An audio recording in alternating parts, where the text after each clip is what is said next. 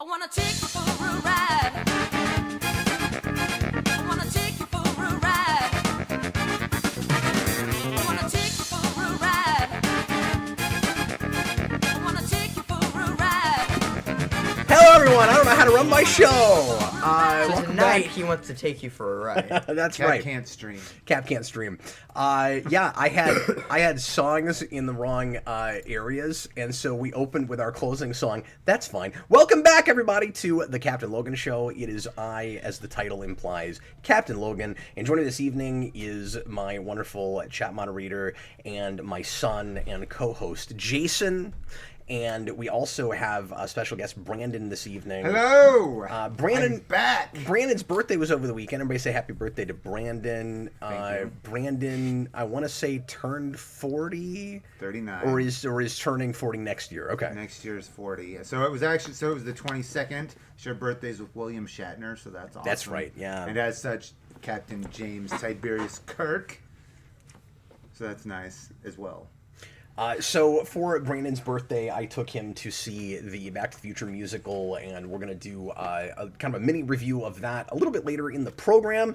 We just saw that last night, so it's fresh in our brains, and that was a fun and odd and interesting experience, and we will break that down for you a little bit, probably talk about that for 20-25 minutes or so, but first we're going to do a little bit of our news. We're going to spread news out. We've got, as it says on the screen, so much news. I didn't, as of yesterday, I had no idea what the lead-in topic was going to be, and then I had like 6 to choose from. Yeah. There's just so much Where do stuff you going go? on. I didn't know the Switch 2 Direct was today, and I've so been waiting for that for a week. I just wasn't paying attention. I didn't know that. So let me fix my camera here. So we've got, that's the wrong way.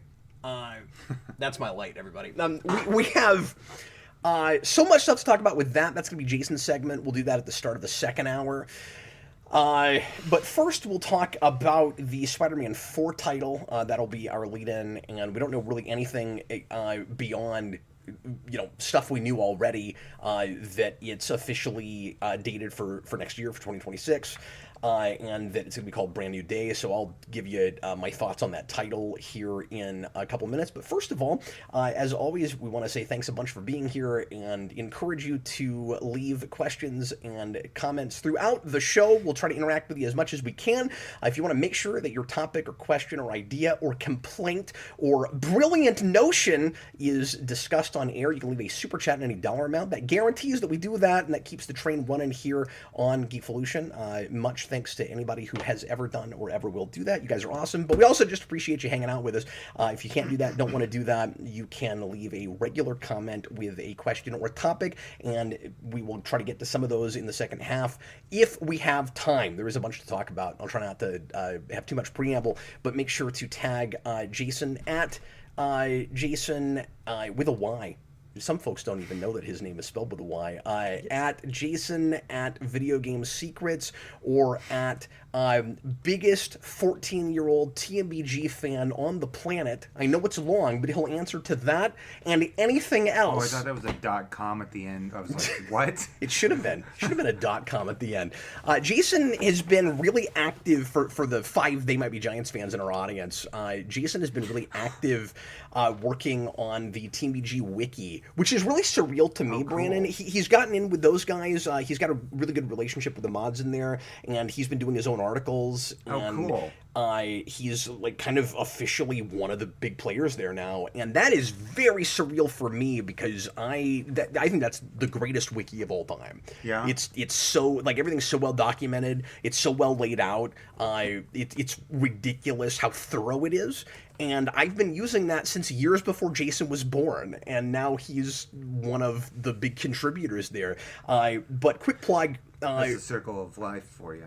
Quick plug for Jayson. Yeah, don't we eat the antelope? So Jayson. The hierarchy approves. So Jayson just started a zine, a digital zine over there, where he's doing monthly articles about news happening with They Might Be Giants, and he just put his first one out, and it's awesome. It's really, really well written. So can I say something really quick? Yeah, sure. About that word you just used? Mm-hmm. So back when it was first like a thing, it was an and like it was in e-zine, but I only ever saw it written down. So I always just called it like an e-zine, and then later zine, until I realized one day that it was the back end of magazines, and I was like, I've been pronouncing it wrong all these years, but you know what? I like it better my way. Well, and that's funny because zine has been a fan term for like underground fan magazines going back to like the 60s. Oh, I believe that 100,000%. I don't know But if you know I that. just only encountered it because I wasn't part of like any magazine groups or Oh, yeah, anything like sure. that. But like I just Well, and I know would that read it because on the internet. I know that because of Star Trek and sci-fi literature circles, because it was huge with that. And Star Trek zines were like the big zines in the 70s. I've not shown you these, I don't think, but I have a pretty sizable collection of really weird underground Star Trek zines That's from that interesting. time period, many of which I got from Vince's mom, who was gigantic in that scene. Well, I remember when you got all that stuff, and I've been meaning to bring over Including that. some very strange slash fiction that nobody should ever look at. It's messed up. I've been meaning to bring over my But it's recent over there. my recent acquisition of the Star Trek fan club book that I Yeah. got from 1990. I want to show that to you too, so maybe we can pick a day to do that. Yeah, and I found that online. I'm gonna have to order a copy of that because somehow you found a reference book I don't have. Yeah, which is crazy. no, it was so great. I'm gonna also have to get one. But It was great. Anyway, let's go ahead and get into some of the news. And like I said, we're gonna have some other things to tackle a little bit later. John Wick announcements and stuff like that. Apparently, there were supposed to be some DC announcements that I haven't even looked into because I had such a list of stuff that I just knew we wouldn't have time for it. I think there was a con today where Warner Brothers announced some stuff with the. I don't think any brand new movie announcements or anything. Let me know in the comments though, because I've not looked into this yet. I just knew some stuff was supposed to happen, and it was like middle of the day. I think stuff was like it was supposed to be a big deal, and then it was just kind of nothing. Oh, really? I think that's what happened. The only thing I saw was that, and I just saw a headline. I haven't even looked at it, but apparently they showed either some images or footage from the Robbins movie. Is that Dynamic Duo? Is that what that's supposed to be called? It's like an animated thing, but I think it's like multimedia where it's like, is it part animated, part live action, or is there like some stop motion in it? I'm not even sure what it is right now. We talked about it a little bit, but I think there was some part images. video game cutscenes. Oh, great! It's funny you say that because there's a lot of live action movies that are that way, but not on purpose. Anyway. I haven't looked at that yet, so if there was anything worth talking about, we'll talk about it next week. So, the next Spider-Man movie, and I'm not going to be, ultra positive on this or anything. I'll just put that right up front because I'm not happy with how the series has gone overall. Past Homecoming, it's really sad. Homecoming, in my mind, is the best live-action Spider-Man movie we ever had, and then it just all goes downhill from there. So now we're going to have Brand New Day, which is, for those of you that know your comics, really appropriate, if not a kind of unfortunate title, because it immediately reminds you of the story that was a follow-up to, that it was all about the fallout of, which of course was One More Day. And One More Day is the really awful story that Marvel kind of forced JMS to do at the end of his run that he wouldn't even put his name on, where Spider-Man does a deal with Mephisto to erase Mary Jane's memory of him, to erase the marriage, which pissed off, of course, a lot of the fan base. And I say it's an appropriate title to go into Brand New Day, which was a story, and Brand New Day actually is pretty decent, but was all about the fallout of that years later. It's an appropriate title because of the ways in which No Way Home is One More Day. So, of course, the very next thing you're getting is Brand New Day. Because at the end of... Spoilers for this movie. I'm sure everybody knows this by now. But at the end of No Way Home, Peter Parker is... The memory of Peter Parker is erased from everyone on the planet. And MJ, just like Mary Jane in the comics, doesn't know... Not just that he's not Spider-Man, but even who he is at all. In a way, it's kind of worse for him. So, it's... In a vacuum... If you had no idea the comic history and the baggage with it, it's a fine title. It sounds soft rebooty. We know that he's going to have to start life over to some degree, and he's gonna have a brand new day in that he's got to. I'm sure there'll be some identity stuff. He's got to kind of find himself again, build a new life, figure out who he is now. I'm just gonna only call it No Way Home now, because you were like, oh, No Way Home. Oh, was my emphasis odd? Yeah, and so that's just the name of it now.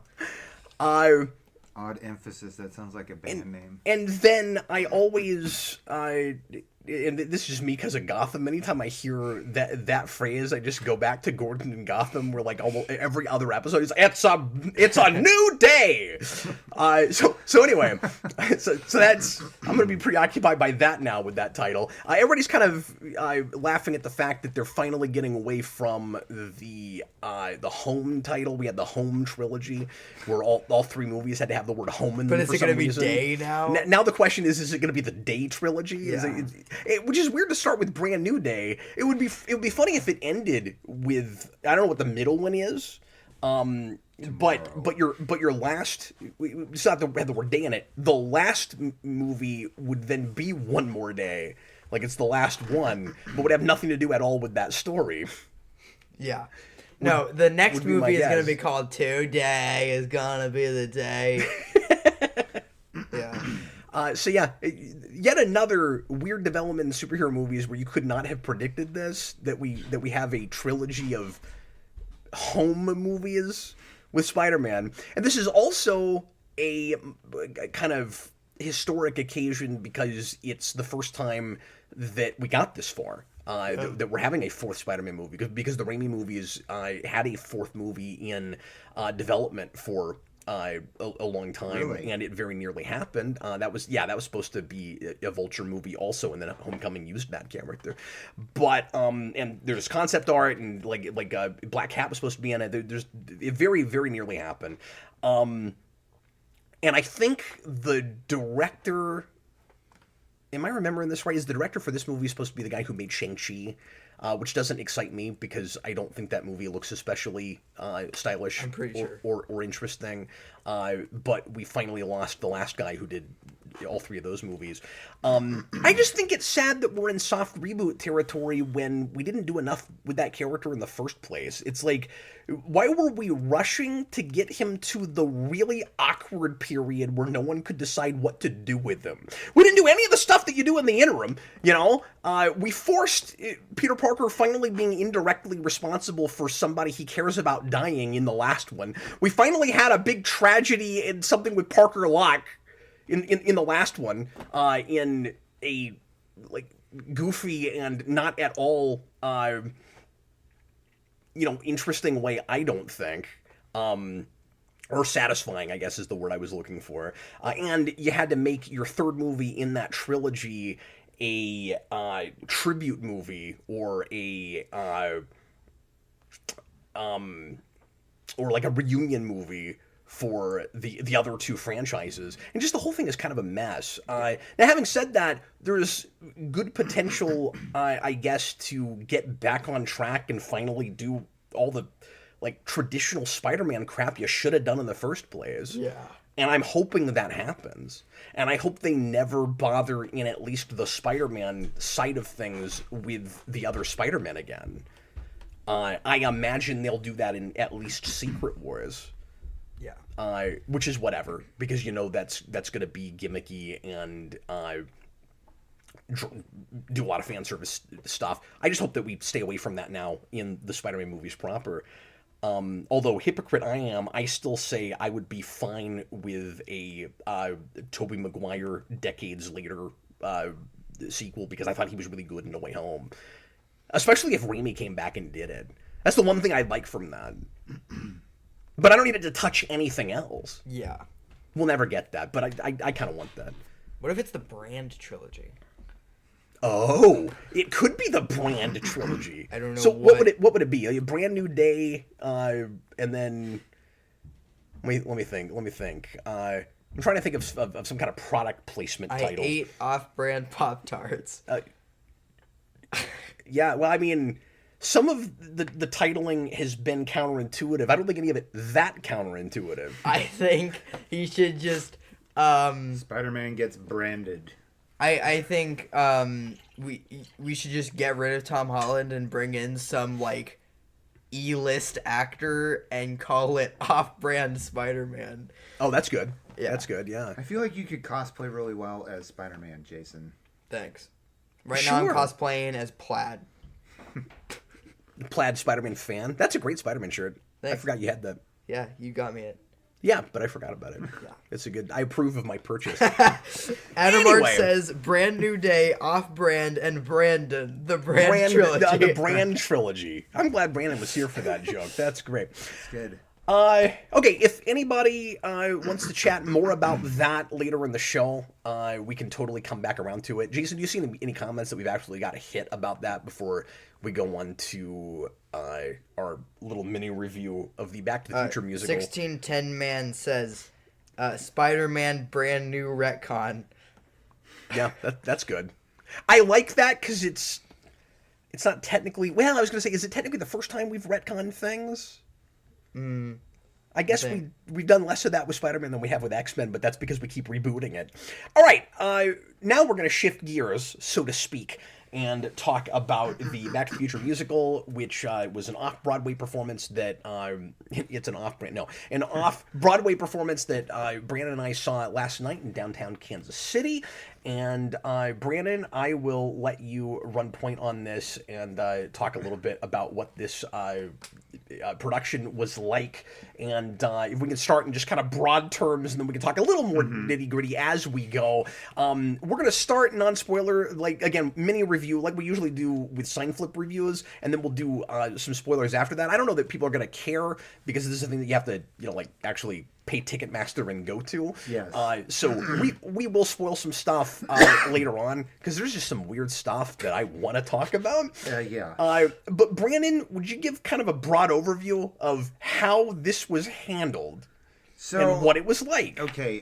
First of all, I'm sure most of you probably know Back to the Future, but if you don't, it's the story of Marty McFly as he ends up surreptitiously going back in time to 1955, encountering his parents, and jeopardizing his own existence, trying to get back. And Brandon is like future. the most gigantic Back to the Future fan that I know. Pretty and big fan. That's been a fandom that he and I have shared for years and years. And so when I this should have worn a Back to the Future shirt again tonight. Yeah, I was going to say that, but that's all right. But I wore it. But when this came up and right around your birthday, I was like, we got to go. So, Well, and that was really cool of you when you told me you were getting that for my birthday, and I never for a minute thought I would ever actually see this musical. And now that I have, I am better for the experience, I would say. I felt like it would have just been incorrect for you not to get to see it. I mean, it kind of would have been that way, but like I'd been seeing advertisements for it, and then I knew it was coming to town, and it was going to be at the music hall, and it was such a neat experience to get to see that live. So, and now I want the soundtrack. But I'm sure there's a YouTube video you can just listen to it. But yeah, well, yeah, but I mean, however I get the soundtrack, I want to listen to it again. But I think they handled this relatively well. There were some interesting and odd choices, as you have mentioned. I thought, they did a fairly good job representing their characters and what they mean to the people who enjoy them. I thought at least the first third of this felt kind of like, for me, it felt kind of like a little bit of, if I can say this, a love letter to Back to the Future. The second and third thirds were a little less of that, but the first, it started out really, really strong, and I really appreciated that. The middle had some interesting choices where they do a couple of things, and I'm sure we'll talk about it. They do a couple of things regarding the future without doing the future, if you will. And then the end it ended in this different way than the original Back to the Future, partly because of the conceit in this version versus the conceit in the the movies. yeah, So we'll talk about that. it ended very differently, and while the ending was kind of a dud for me. The after the curtain Me call, too. The after the curtain call was great, and well, it didn't quite make up for the ending. It was good to end with that. Can I say something kind of hyperbolic? Sure. Because you and I have already talked about our feelings about this, Uh-huh. but I didn't say this when we talked last night, and I wish we'd recorded our discussion, but we didn't. When we got to the end with that curtain call, I was so let down by that ending that if the curtain call hadn't been so great, it might have been a red sign flip for me. I can understand that. I can appreciate that. I kind of go red or I kind of go green finally because overall, go Mayor Red Thomas. I like the feeling I was left with when I walked out. Yes. And like overall, it was worth going to. But there, like you said, there were some choices. But I just thought it was so classy, the way they ended that. I will say this. So this was despite the fact that the sets were fairly minimalistic, with what they were doing, with one or two notable exceptions. Yeah. And with the props, there was a gigantic notable exception we'll talk about. But I thought, despite the kind of downplayed subtlety of the sets, this was a very technologically heavy production. And there was at least one point where they brought the screen down, the translucent screen, and they used projectors on the translucent screen to do various things. But they put down a thing, and that was pretty elaborate. It had in font, in Back to the Future font, it said, "Please wait while we readjust the space-time continuum." So it was apparent they had a technical difficulty, but they had a process for dealing with it, which was not surprising because of how elaborate the technology was. Yes, we had to wait a good 4 minutes before the climax. It was very awkward, but not in a bad way. Like, people started talking, they never brought the lights up. We'd already had our intermission. Yeah, it ultimately worked out. But we got nervous for a minute because we were worried. I was thinking the same thing Brandon was. He looks at me and he goes, "I feel like there's a chance that this is are they they're not going to come back from this." Exactly. We did have we were sitting. We were supposed to sit in the balcony, but as happens a lot of times at shows, before you even get there, sometimes they know they haven't sold all the seats, so we got a slight upgrade. We got to sit in the lower front of the balcony rather than the upper back of the balcony, and we had a pretty good sight line, but then we were able to move over to, after the intermission, had even better sight lines. I don't even like to be on the floor at a show like that. Like I know it's cheaper to go to the balcony. That's part of the reason to do that. But you can just see more of it. Yeah, and seeing the top side of their DeLorean prop, which we'll talk about, I'm sure, was just really, really cool. It had me convinced, and I'm a huge DeLorean fan too. You thought it was real? Aside from the movie, I was convinced it was in some part, but then there were a couple things that Cap noted that once I thought about it, I was like, yeah. And then we actually read about it in the program, which I hadn't read previously. This is going to be an odd point, but if you sit too close with a show like this, where it's based on a thing you're so familiar with, you know those actors and those faces so well, you might be distracted by looking at different actors, like watching it further away.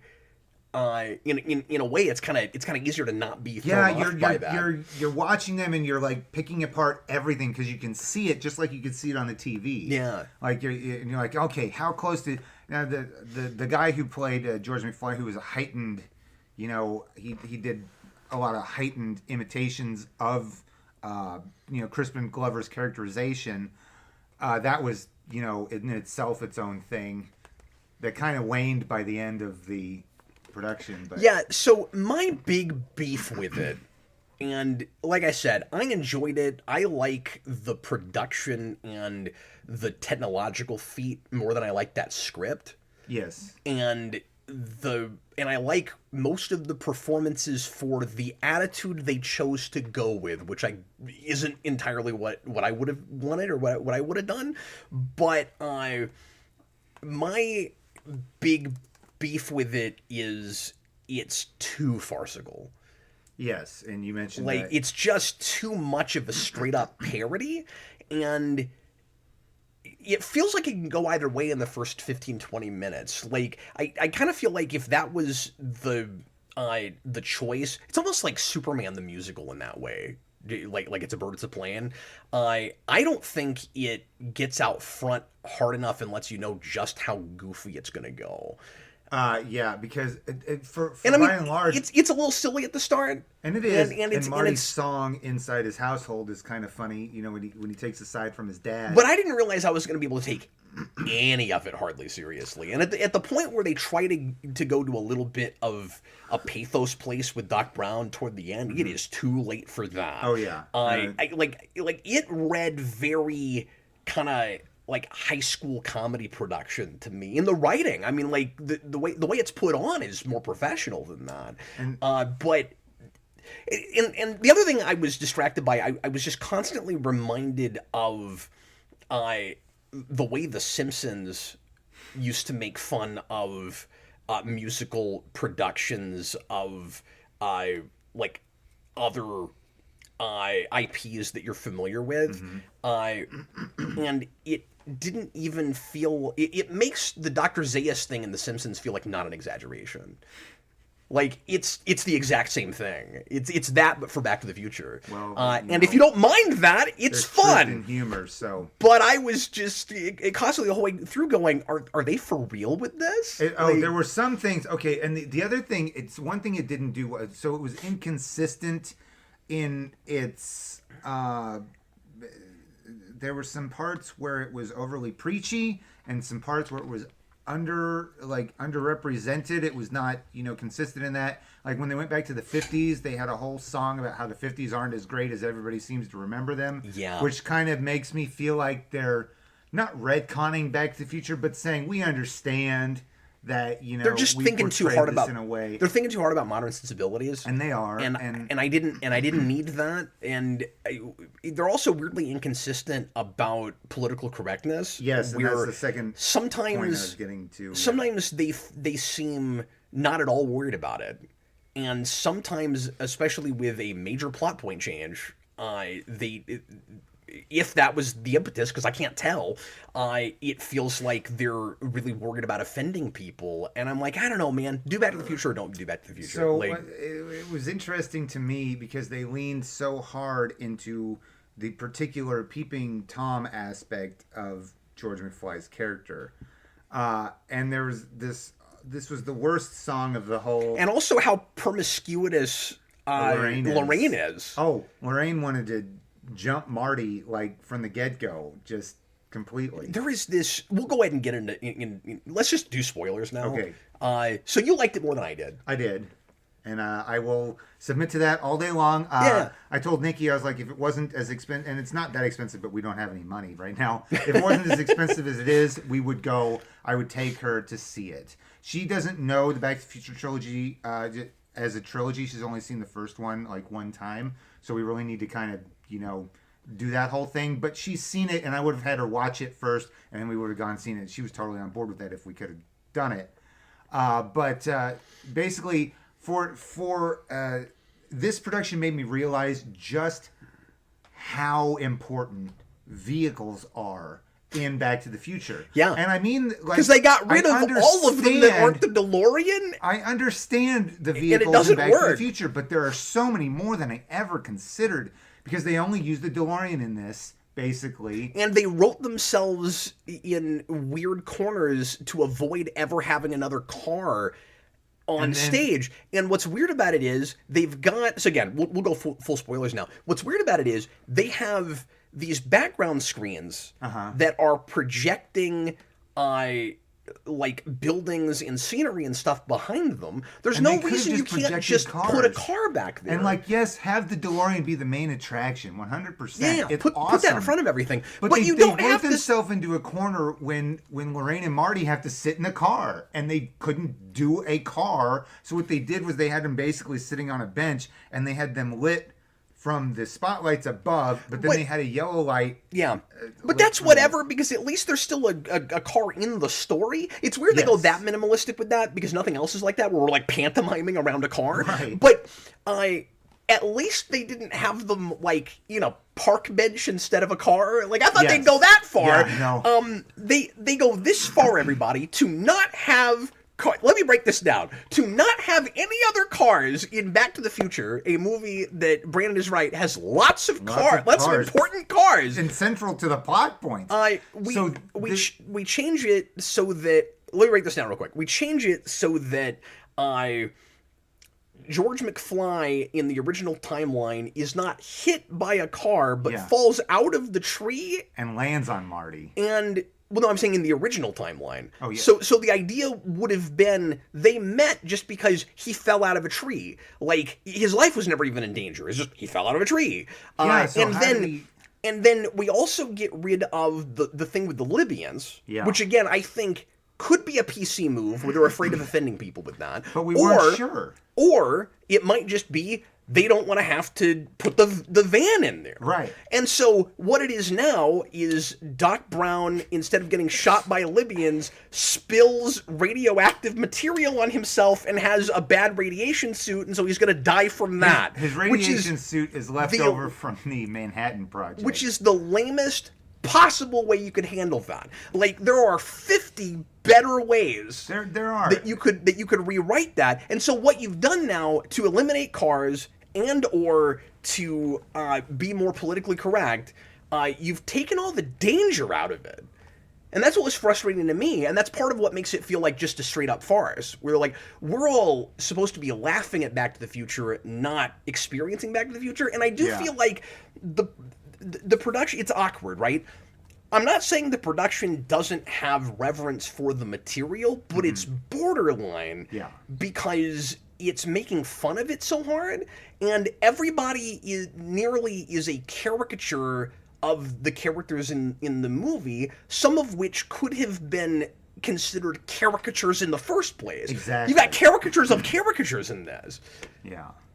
And so I don't know if it's making fun of Back to the Future or Broadway musicals harder. Which, I mean, it is a lot of both there. But the other thing I was going to say was, so they single-handedly upped Doc Brown's credentials by having him... Yeah, sorry, I was trying to say promiscuous, and I added like 3 more syllables. Somebody was making fun of me, which is totally fair, because I realized I did that, and then I just moved on. Go ahead, Brandon. So they gave him, credence by saying he was part of the Manhattan Project, basically. But he gets radiation on himself, which means that there's no real... The impetus for Marty to even get in the DeLorean in the first place is because he wants to go get help. So he starts speeding off to the parking lot of Twin Pines Mall, which never pays off at the end to Lone Pine Mall. That's the other thing is, obviously, most people that would go see this would already be very, very familiar with Back to the Future. But still, as a piece, I want it to hold together. Well, it seemed like it was just, this is Back to the Future, so we need to make it really Back to the Future, so that we have to keep reminding you that it is Back to the Future, even though it's Back to the Future. We know that. But the point we're making is there are setup and payoff things that it either doesn't initially set up or it never pays off, and it can kind of get away with that because, well, we know. We're already familiar we already knew that, but it still leaves something to be desired. And then it's not cohesive. As you aptly pointed out last night, it does not stand on its own. It relies on a cursory knowledge of Back to the Future. It's supplemental. Doc Brown supplemental. And it's hard not to be to some degree because you're padding out a story with all of this music, and it's an almost 3-hour play. So you've got to cut things out for it not to be a 4-hour play. Exactly. But some of the jokes in the music paid off. Like when Doc Brown starts singing the first time, and suddenly there are backup dancers with Doc Brown, and Marty goes, "Doc, where'd these backup dancers come from?" And he's like, "I don't know. They just appear whenever I start singing." Yeah, there's fun meta stuff like that. And that feels like another kind of parody of just Broadway musicals. It is, but at least it was clever. That's my clever. thing. And the DeLorean is voice activated, and there's a whole thing about how Marty can't activate it. He can't change the time circuits. So when he goes back in time, initially he gets in the DeLorean to go back in time and save it. Well, he wants to rush to the hospital or something. Where is he going to go to get somebody to handle radiation poisoning? Yeah. Right. And so he goes back in time, and They haven't thought all that through. They just have to get rid of the Libyan He thing. does mow down the tree.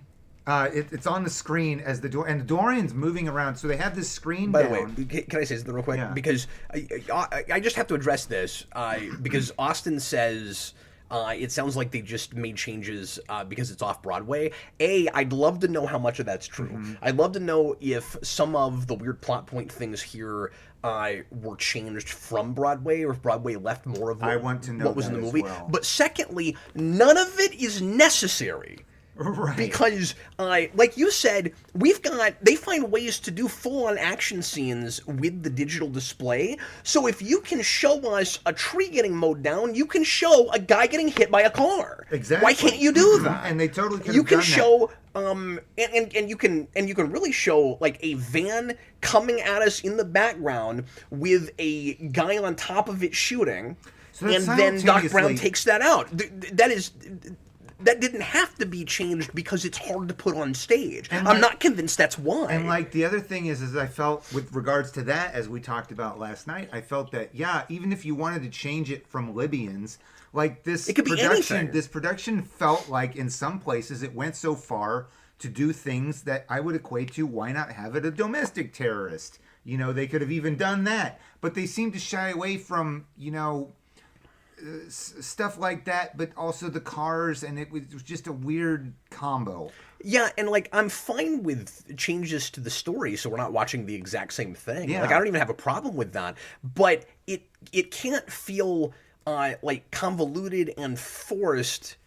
It didn't feel like creative changes. It felt like we're stuck doing something, so we rolled the D20 and here's what we came up with. Then they also changed the placement of a couple of different jokes. And one of the ones they changed, they didn't do the "now we can watch Jackie Gleason while we eat" joke. But later on, when Marty is fighting Biff in the school cafeteria, and he busts out a reference and he goes, "Oh, it's a reference," and he's like, "You wouldn't get it," and then moves on. Do you guys remember the part in Back to the Future when Marty McFly is fighting Biff Tannen and he pulls out a friggin' lightsaber? This was one of the weirdest choices in the whole thing. Do you remember that?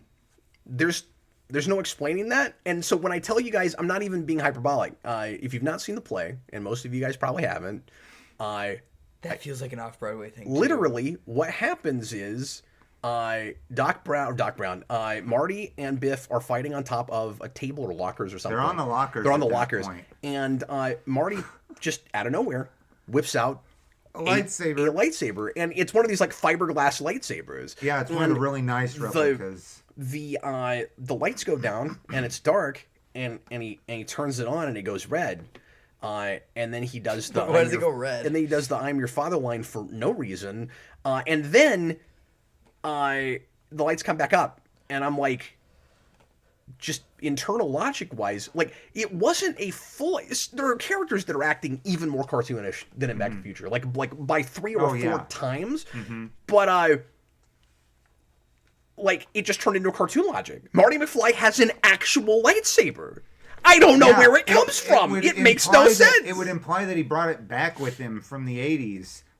But they don't have lightsabers in the 80s. Yeah, I know, but like it's just weird. Did Doc Brown give him it No. from the future? Well, It's nonsensical. You like don't try to come up with a logic for it. He literally pulls out a lightsaber. Pulls out a lightsaber. It's the only time we see That's it. it. It's up there for all of 10 seconds. If What the play watches like to me is a musical version of the cartoon show. That's good. That's kind of what parts of it anyway watched like. So not only did they move that joke a couple other times, but and now it's radiation poisoning. When they get to the part where Doc is reviewing the footage, he's hooked up to review the footage, and so there's only one part that Marty was filming in the original. Oh, and Doc in the original time travel experiment, Doc just appears out of nowhere when Marty shows up at Twin Pines Mall. he's already done. There's no Einstein. He was the one doing the time travel. He went 5 minutes into the future and encountered Marty there, and then tells him all about it before Marty goes back in time. That's also one of the coolest things that happens in the It entire was play. when the DeLorean first comes on stage. freaking It was cool. really neat. It was really cool, and they did the whole off gassing on the back, and it knocked Marty over, and that was funny. It was great. You know, but so the one thing that Marty recorded of that was Doc getting radiation poisoning. So that's the one thing that replays on the camera, which means Doc already knows would what have to happens know to him how the he night died, that Marty came But back. they still play it like without the letter, he wouldn't know what to prepare for. Well, he doesn't tell Marty. It doesn't that make he any knows. sense. But I'm Marty sorry, didn't but- see him watch the video, so Yeah. he still writes the letter. But it doesn't make sense in the end because when when Marty gets back, He to still the pieces the future- letter back together, and he doesn't need to do that. He 'cause didn't need would- to piece yeah. it back together, but he did it. But when Marty gets back to the future and the car dies, since it's voice activated, he can't start it. It's an AI system, think Kit from Knight Rider. Right. And it's programmed to Doc Brown's voice only. And there's a funny gag where he tries to do an impression of Doc Brown, and it goes, "Shut up, you're not Doc Brown." Yeah, That and was kinda it's funny. clever. It's kind of like the suit lady thing from Spider-Man: Homecoming, But- and you do things like that on stage because you can't do close-ups to things. Mm-hmm. So that's actually part of like actually adapting it to the stage. So that stuff's good. But instead of Marty making it back to Lone Pine Mall, which would be now, Doc Brown comes to him because he knew exactly when and where Marty was going to show up, because he'd just done the experiment in 1955 and he remembers it. Also, Doc Brown's weirdly afraid of heights in this, which was funny, and he makes a point of saying, "Despite my fear of heights, I climbed up on top On of the my toilet." you know.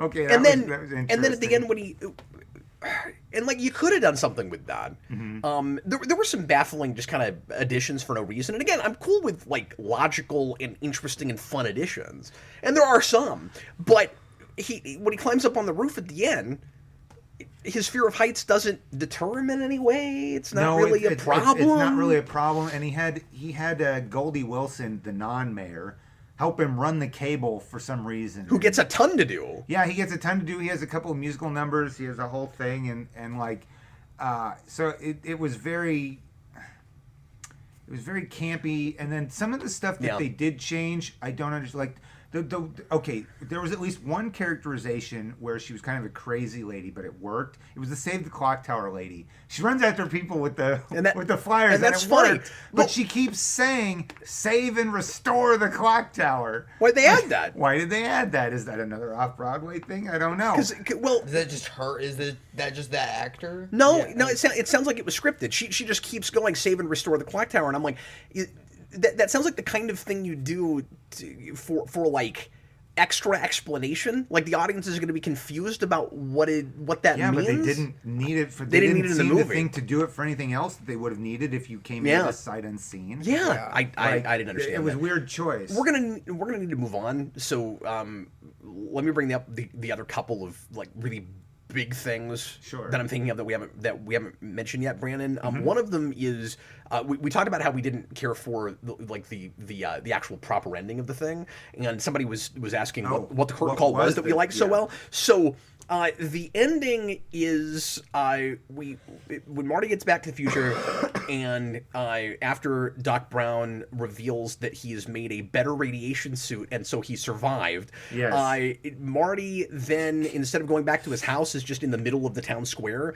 and everyone starts showing up like a real typical Broadway musical, and they and so he sees how his parents have changed, except the guy playing his father is acting exactly the same way as he As he has did the in the whole rest of beginning. the play, even though he's just more confident. He doesn't say things like so he's supposed to be more sure of himself and got himself more together, but we're just told that like he plays it exactly the way he's played it, and they have George McFly Day in the middle of the town square. Yeah, at the beginning of the movie, it's just supposed to be another holiday celebration in Hell Valley, Right. And Marty's trying to audition to play for it, and Strickland shuts him down. There is no Huey Lewis character, but at the end, Jennifer's cousin, the executive, the music executive comes to hear Marty and the Pinheads play at the George McFly Day, and that's another addition. Her I didn't cousin is named. He's like, now Marty's probably going to be famous because he gets signed by a. Yeah, and her cousin is Huey. His cousin Huey. And Yeah. I just like, okay. But anyway, we got to get to the end of Yes. this.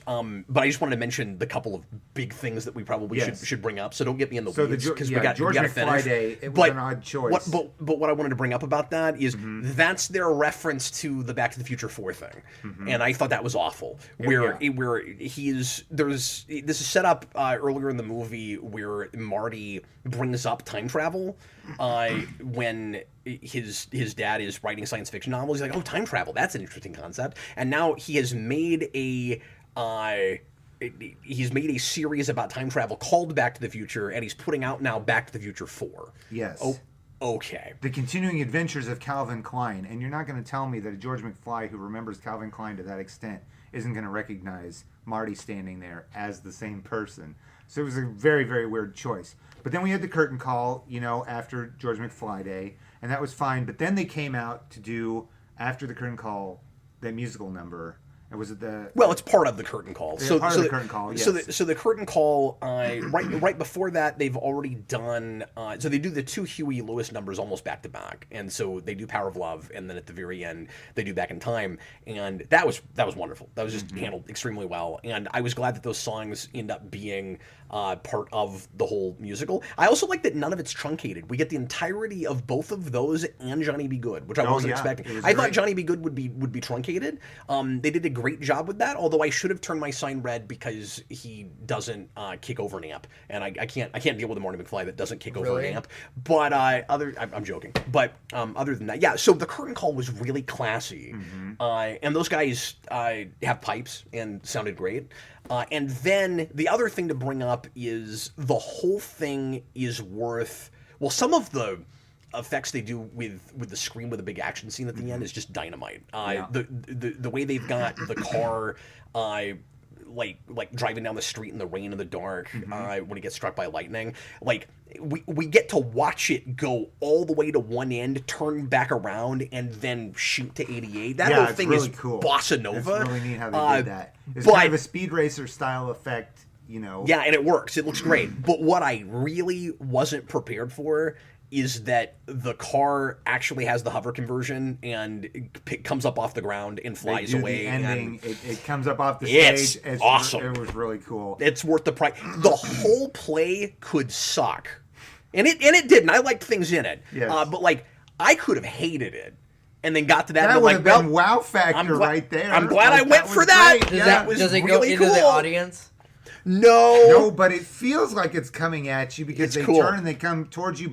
So it's moving slowly forward. It's moving slowly forward from the depth of the stage, but you've got the screen down and it's projecting things going, back in perspective. Yeah. So it's feeling like that's how they did it from the sideways too, and it's feeling like they're moving. They did a similar effect when they needed Doc Brown to run up the stairs inside the clock tower. He's on the stage going back and forth, but the visual is coming down, so it looks like he's going up the stairs as he's going back and forth. And then he had to pause at the top to wait for everything to catch up with him because he'd moved a little too fast.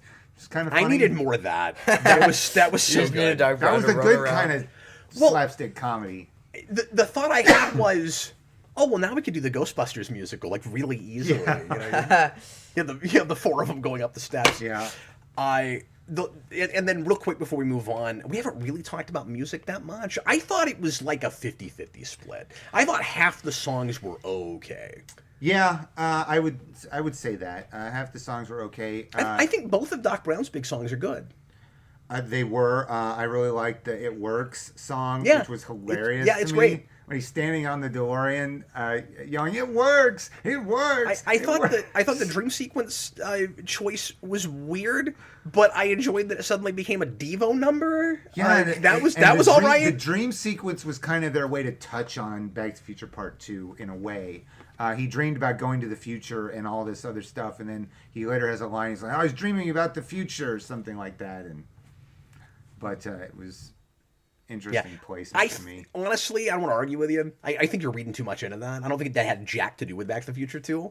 I was actually thinking that too. I didn't see it, but I was thinking naturally, an audience familiar with Back to the Future, as soon as you talk about anything past 1985, is going to think about Back to the Future 2. But keep in mind that in that first movie, his plan is always to go to the future. I know, but and there's no I feel references of any kind to the 2015 stuff. But I think that there was, and I can't remember what it was. I thought that there was. Not that, well, not and that I I know might of. be wrong, completely wrong about that, and I'm willing to submit that. You know, if I read more about it and found out I was wrong. And also, Zemeckis made a big, gigantic deal out of not wanting to touch the other movies at all. Like with this. So there's little nods you could point to, like Marty wanting to find like comics and stuff in the past that would be valuable later, and you can see that as like an almanac reference, but like really broadly and vaguely, right? Like. So anyway, but for an audience that hasn't seen the movie, I just don't want you to think that there was a bunch of 2015 stuff in that dream sequence, because there wasn't. There wasn't. But anyway, but yeah, I thought there might have been. But yeah, the dream sequence thing was a very weird choice, and he's got backup dancers with the colander things on their heads. Oh, so yeah, it was really Devo. weird. Okay. So he wears the colander thing on his head, and there's a whole song called like Future Boy, which was pretty funny. And he's wearing the colander on his head. I kind of hated that. He was wearing the colander on his head, and his looks all white, but when the backup dancers all have colanders on their heads, they're all different colors. Yeah. That's pretty good. Anyway. Oh, and they didn't do. I'll say this one other thing. Yeah. They didn't do the comic book thing. Tales from Space, when he lands in it. So he runs over the pine tree. Yes, and it's not even a pine tree on the thing. It's like just a regular elm tree or something. And he crashes into the barn, and that's where he hides the DeLorean. Just crashed into the barn.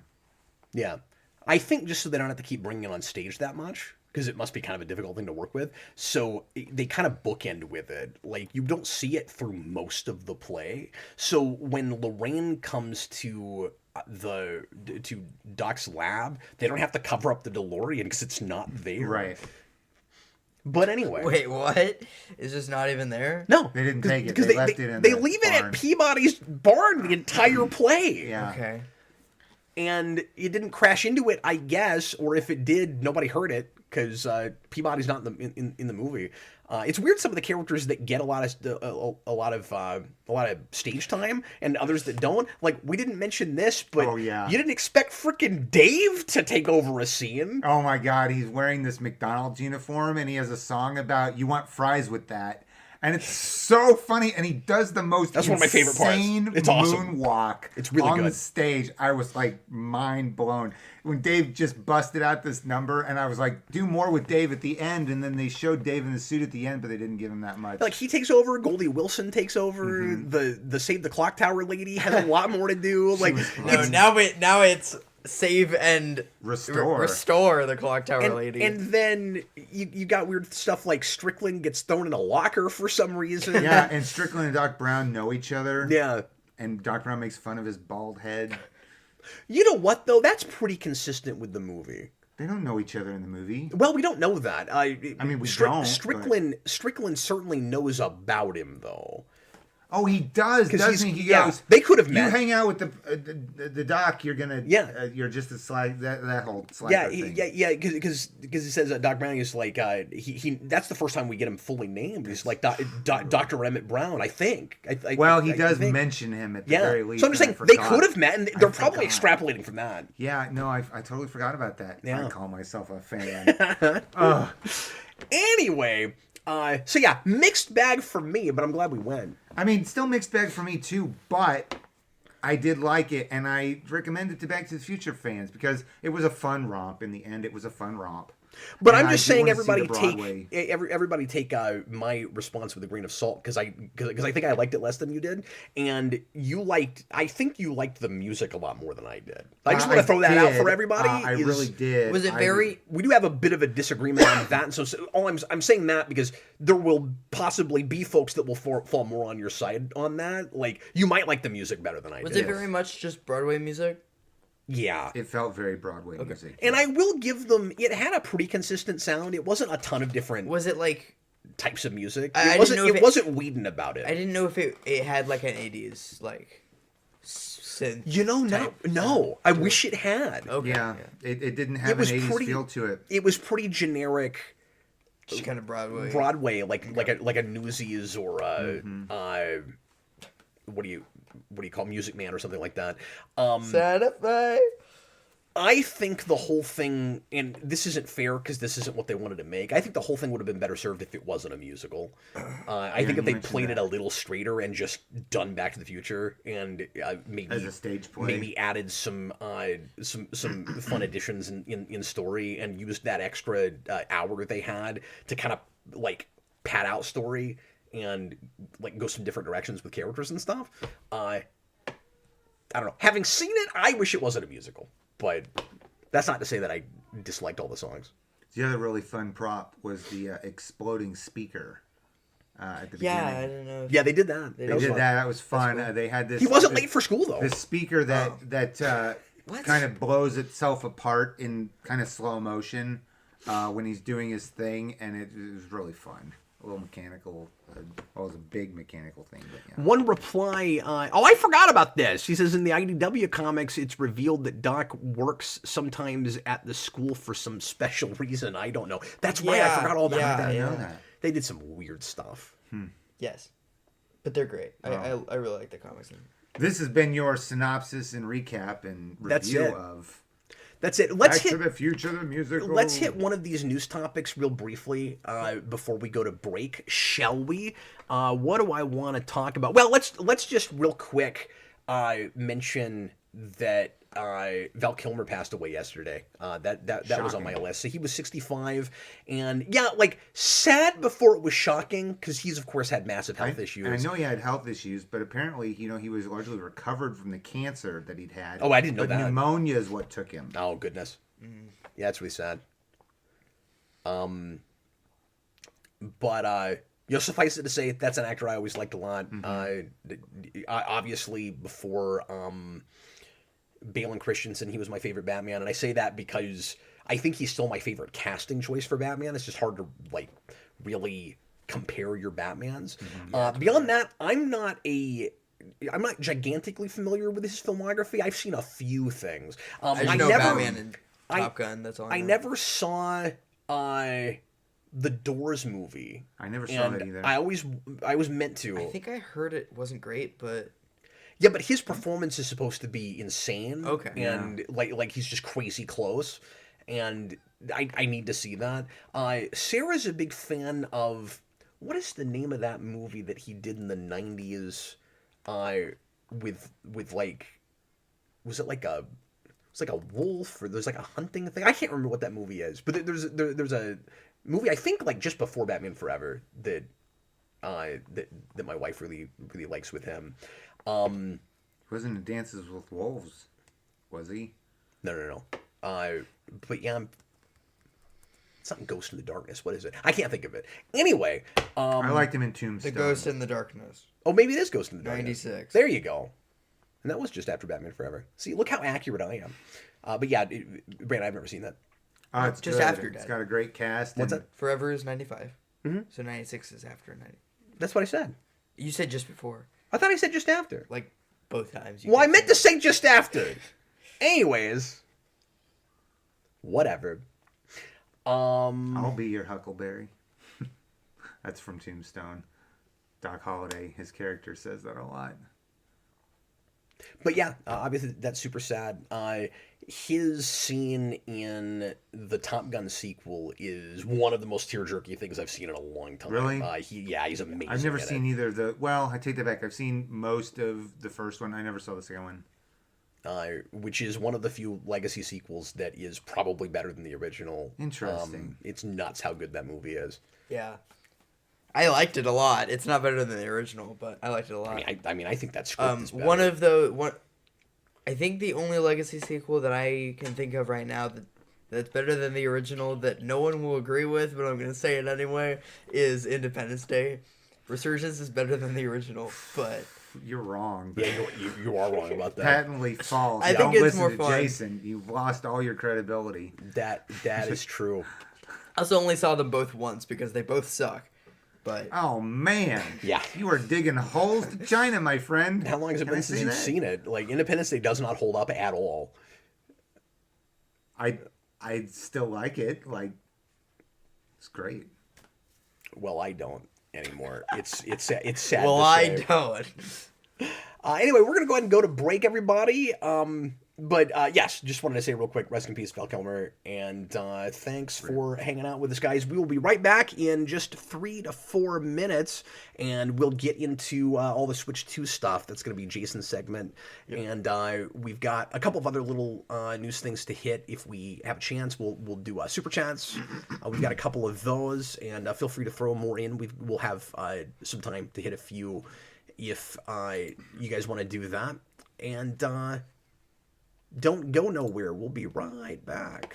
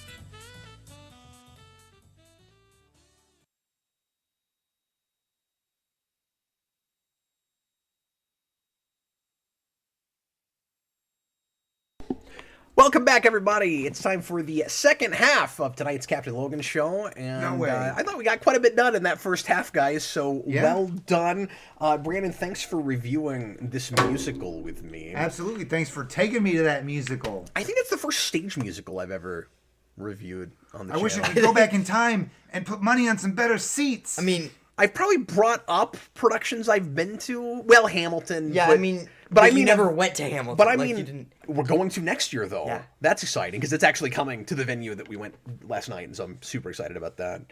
But anyway, so yes, I reviewed. I guess that one stage musical, but I wasn't actually there. But I mean, this is the first production that I went to in person where I actually talked about it on the channel, where anybody would care. Yeah. Let's go ahead and get into the Next Generation segment now. Jayson wants to talk about the giant Switch 2 drop of news today. There's so much to cover, and we'll try not to take too long on this. Yeah, so I have a thing in notes, and I'm just gonna go in order of my notes, because they're actually pretty funny. Because that direct was both the best thing ever and also a joke. So. Wow. Yeah. Oh man, it's so. I woke up early this morning to watch this direct. It started at 8 in the morning, and it was an hour long, and it just kind of showcased as much as they could showcase with the Switch 2, or at least as much as they wanted to. And they answered most of our questions. Yeah. Which was nice. I didn't like all the answers, but they answered most of it, so that's good. Basically, through this direct this morning, there was a bit of a pattern throughout kind of the whole thing. Most everything basically went like, yay! Oh. Wow. You're being a lot harsher than everyone else on the internet right now. So... there are some really high highs, Yep. but in those high highs, there are really low lows. So there aren't a lot of, like, lows, just, like, strictly lows. Yeah. But it's like, this thing's really good, but, you know.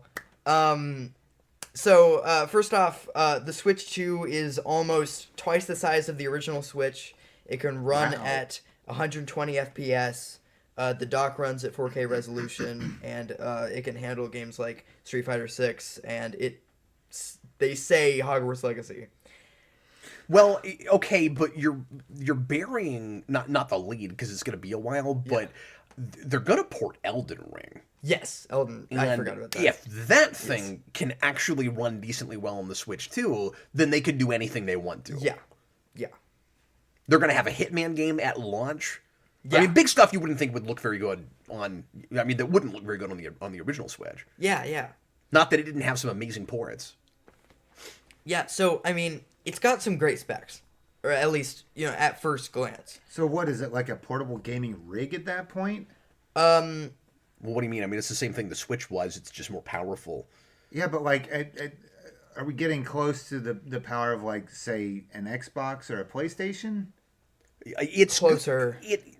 Would it be on par spec wise with the PS4 at least? I think so. Are we there? Yeah, I think we must be there. Wow. Yeah. It's Well, not. It's not going to be But as it's powerful. But as it's not. Steam Deck. It's not going to be, and it's not going to be Sure. up to the PS5 or the Xbox Series systems. No. But yeah, go ahead. But it costs $500 with Mario Kart included and $450 without it. Yep. Okay. Now, a lot of people are saying we shouldn't be surprised at the high price point. Yeah. But I don't have to be happy about Yeah. it. The original Switch launched 8 years ago at $300. Yeah. And they've jumped up $150. I mean, in 8 years. Yeah. You didn't have that kind of price jump between the Wii U and the Switch, or between the Wii and the Wii U. Right. It's The GameCube was $150. it's a little much, guys. I'm sorry. I'm not happy about that. What I think is weirder is sorry, I know this is your segment, but I've got thoughts. Yeah. What's weirder to me is that we didn't just have whatever the price point was going to be. That we don't just have a base price point with a pack-in game like they did back in the NES and Super Nintendo game days, right? Just have a $500 system with Mario Kart and be done with it. Yeah. There's no reason for a $450 version. Yeah. If you say it's $500, here's how they should spin it. Because the the newer, PlayStation and Xbox systems are this high. Yeah. Just say, and you get a free game. Especially because they're already giving you a little bit of a discount, because the games are going to be too expensive too. They're already giving you a little bit of a discount on Mario Kart, packing it in. Just because who's not going to want Mario Kart? Right. Like, that was the big system seller with the Switch. It's the reason we haven't had a new one in 12 years. Yeah. So, here's the thing though, Dad. There's a new button. I know. I know about the button. Don't press the red button. It's the C button. The C button. And there hasn't been a C anything on controllers since like 2001. So that's pretty cool. What does it do? It opens the menu for Nintendo Discord. Yep. Okay. Well, I mean, okay, they finally have voice chat. That's pretty cool. There's a microphone built in. They're putting out a camera for it. There's screen sharing. Only it looks like crap, and Nintendo still thinks it's 2009 and is using the microphone and camera as gimmicks in games to try to justify the $500 price point. Yep. Well, you say that, you have to buy the camera separately. Yeah.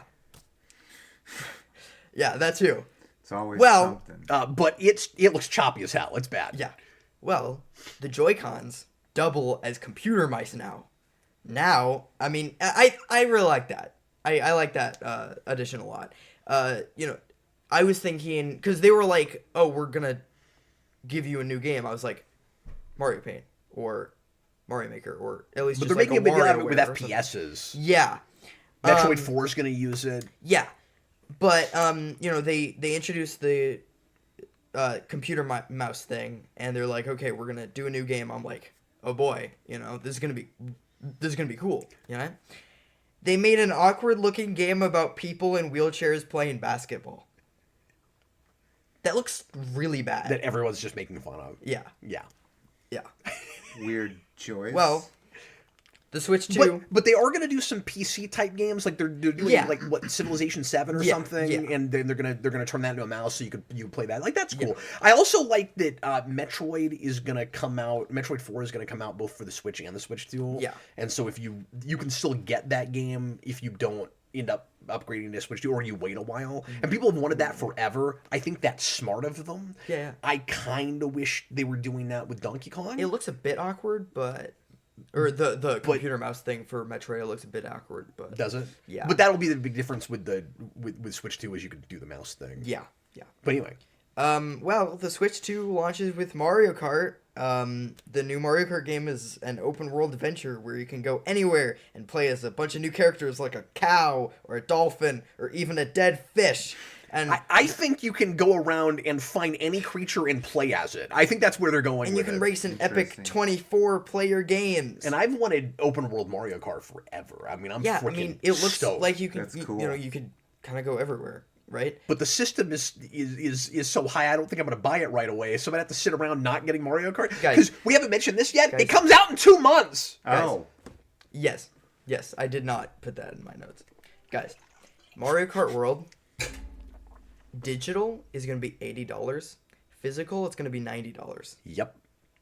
Did you know about this? I did. And I have seen articles that are freaking out about this, acting like that's across the board, and it's not, but that doesn't make it okay, right? So I kind of freaked out. They're going to... because what I saw initially was Switch 2 games will be $80 digital and $90 physical. And by the way...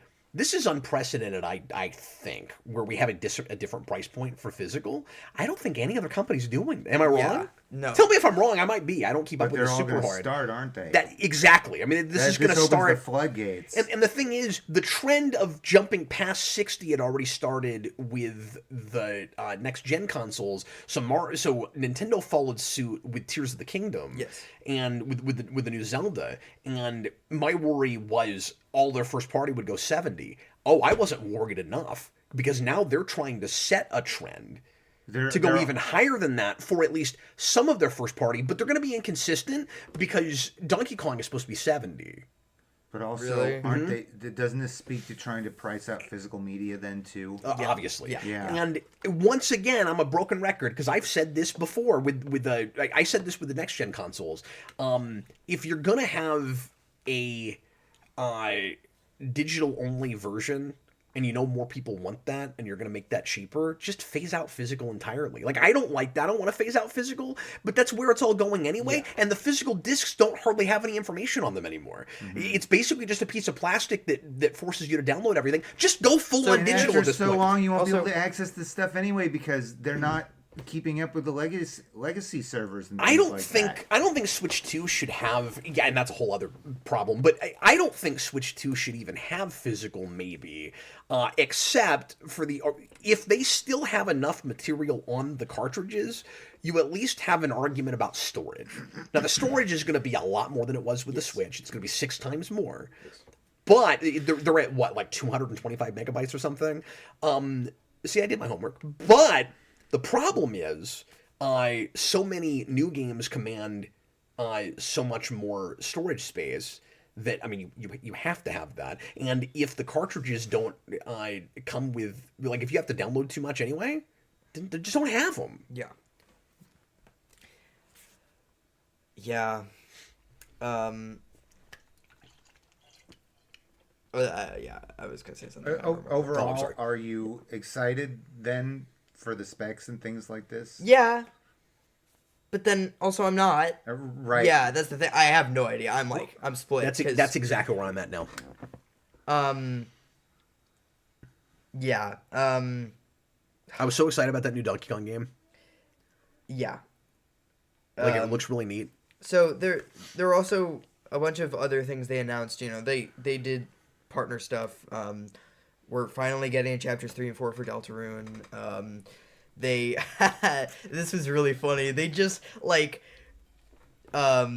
sneaked Hollow Knight Silk Song into like the big thing with all of the other random indie games that are not gonna be good, and like everyone was like, we're gonna finally get Silk Song, and they just like put 3 seconds of it into this like montage of all the third party stuff. I think that's hilarious. That's hilarious.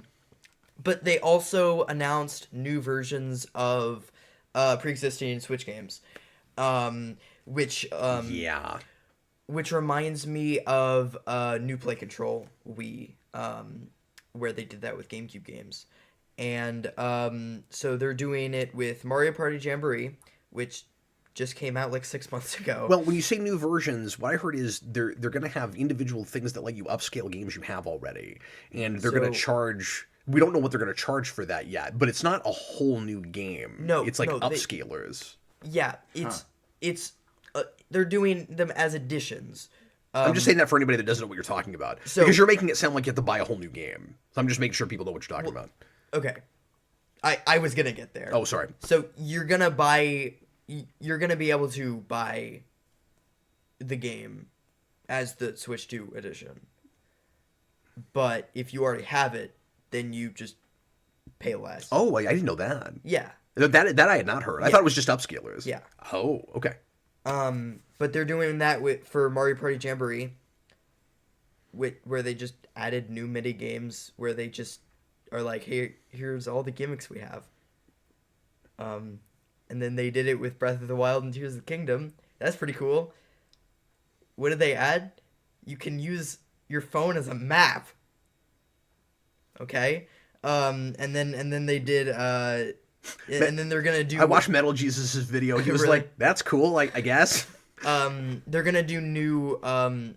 They're gonna do Switch 2 versions of Pokemon Legends ZA and Metroid Prime 4 as well, which we talked about. Metroid Prime 4 is gonna have mouse capability, which I think will be fun, because I really like playing shooters with computer mice, and keyboard and mouse. It just Joy-Cons are not that fun to hold. So, like, I feel like your hand's gonna get really tired really fast. I don't know.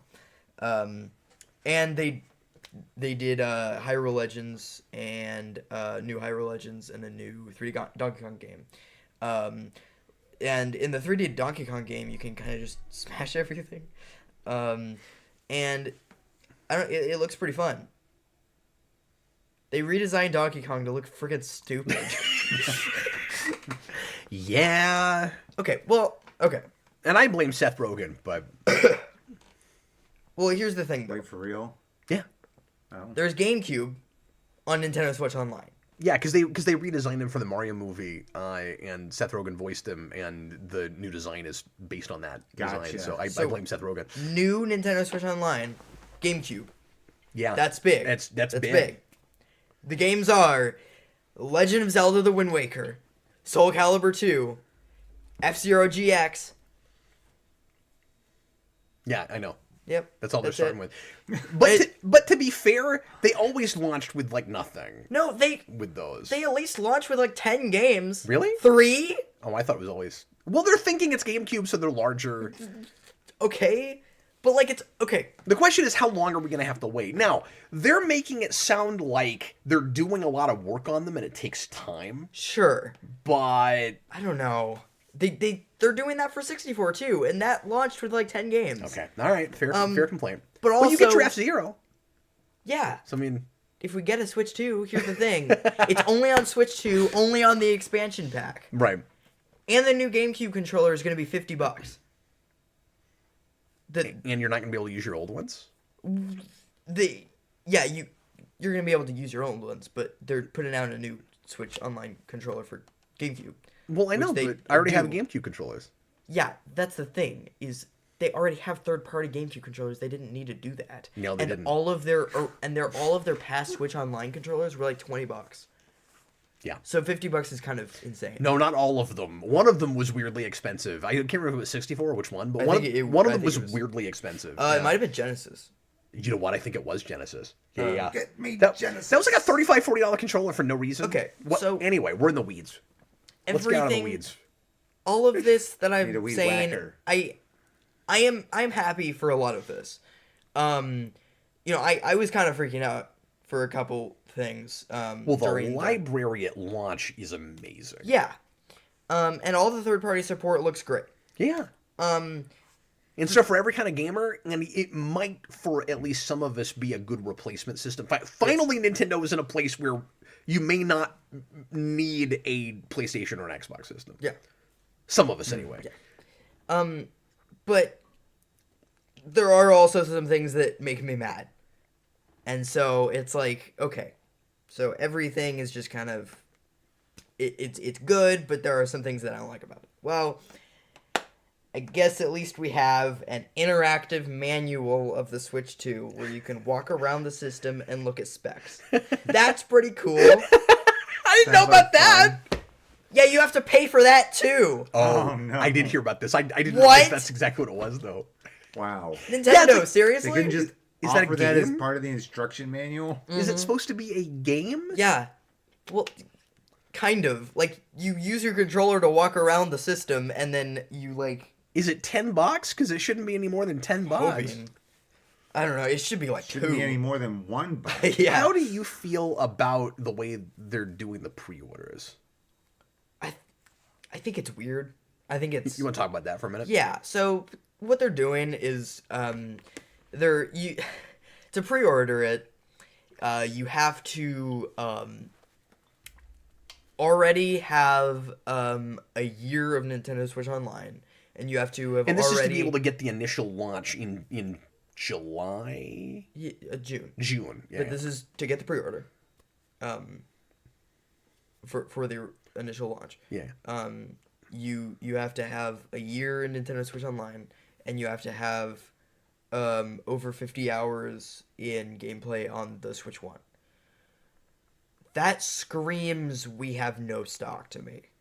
I don't know. That just to me it just feels like we don't have enough like Switches to let anyone pre-order. Okay, let me give you the other side of it. Yeah. So, first of all, the only thing that bugs me about that is that you have to have toggled it so that you give Nintendo your information.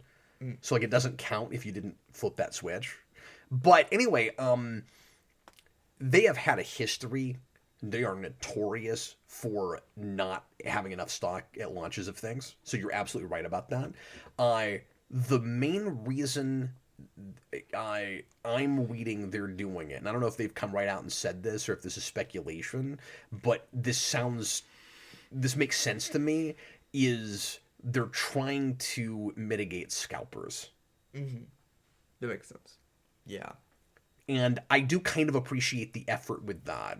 Because that is also another thing that's very known with Nintendo, is there's a lot of scalpers. But what you have to do, and I don't know if they're doing this, is you would have to limit the number of consoles people are allowed to pre-order. Yeah. And I don't know if they're doing that. Yeah. I haven't read that.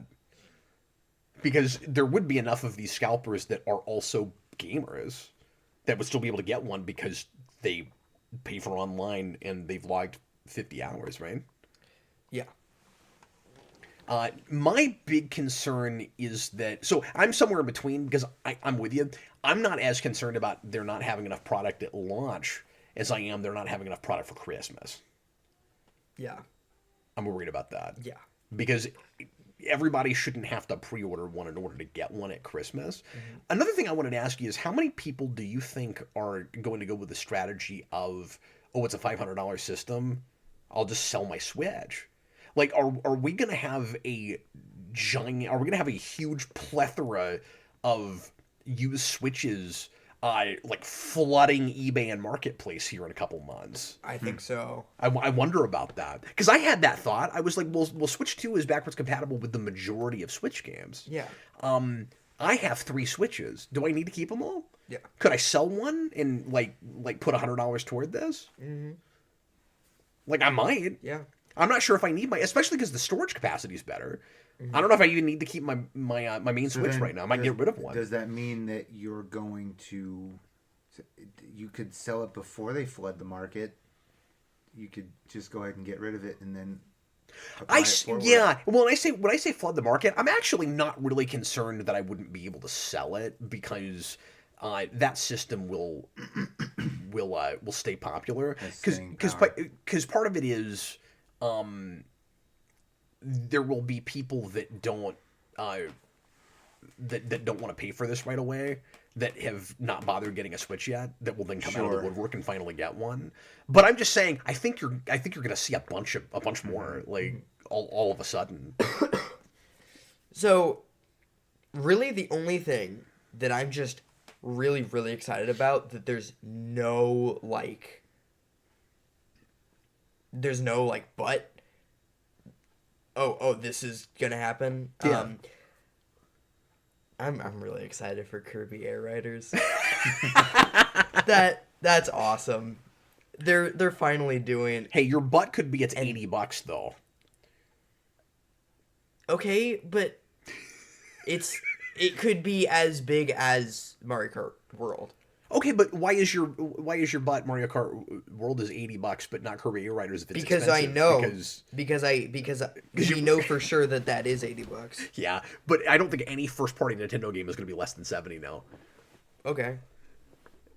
I'm just saying, and I don't like that. But... I like the idea that they at least care about that. Yeah, like, no, I don't. I don't know if I'm gonna get it.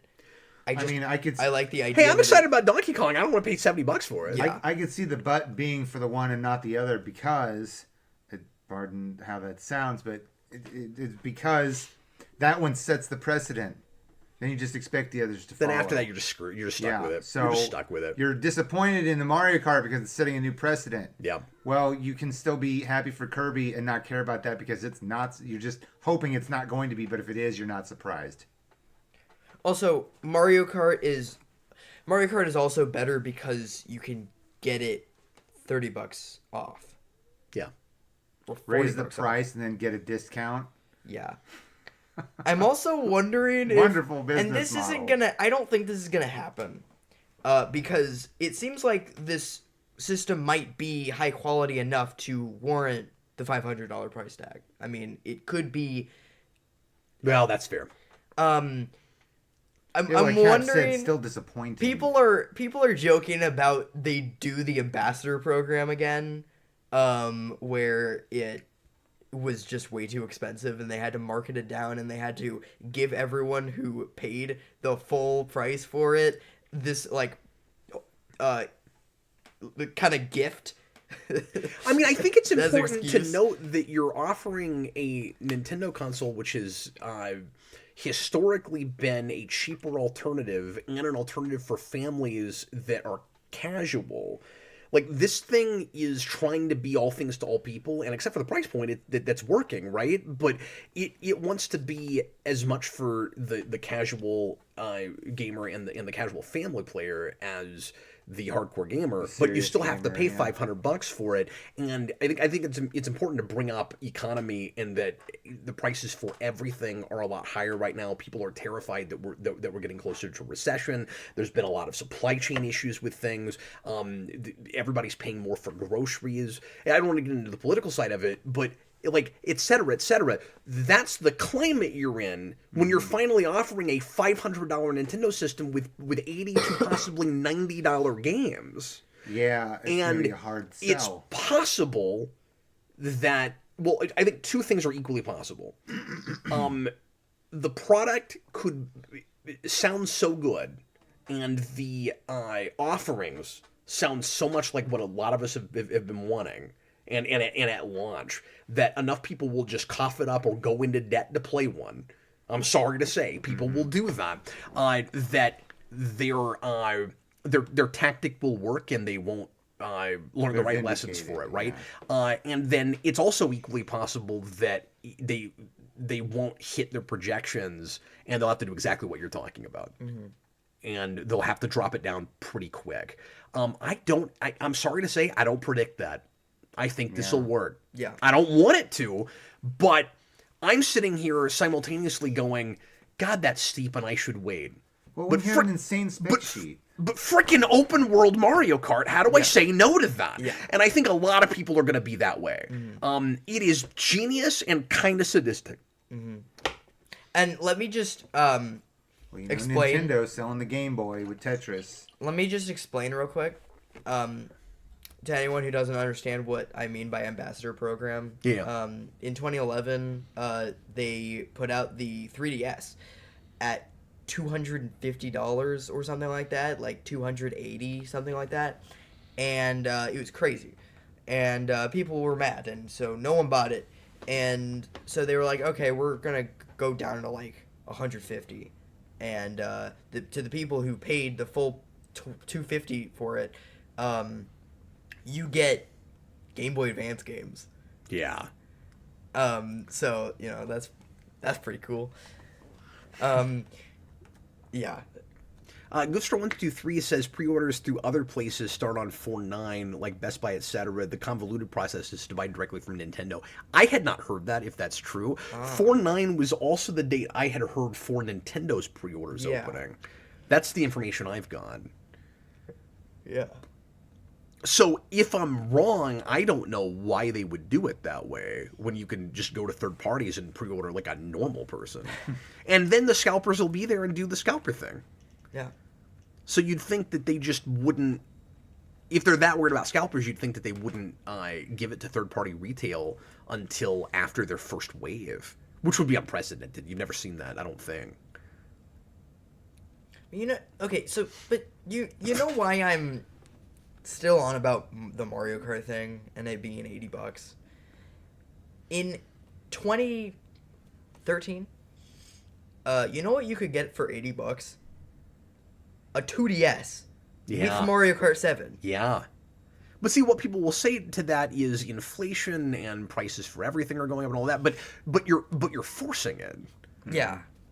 Like, you are pushing it when it doesn't seem necessary, especially because you're not talking about a physical product for most of And this. they know they're doing it, though. They're just claiming inflation. Yeah. They know that's what's up. No, exactly. We And can get away with it. That was so only we're doing 10 years it. ago, too. Yeah. Like, that's the thing, is inflation hasn't gone up that high. And I know that's more than half your life, but that's only a quarter of mine.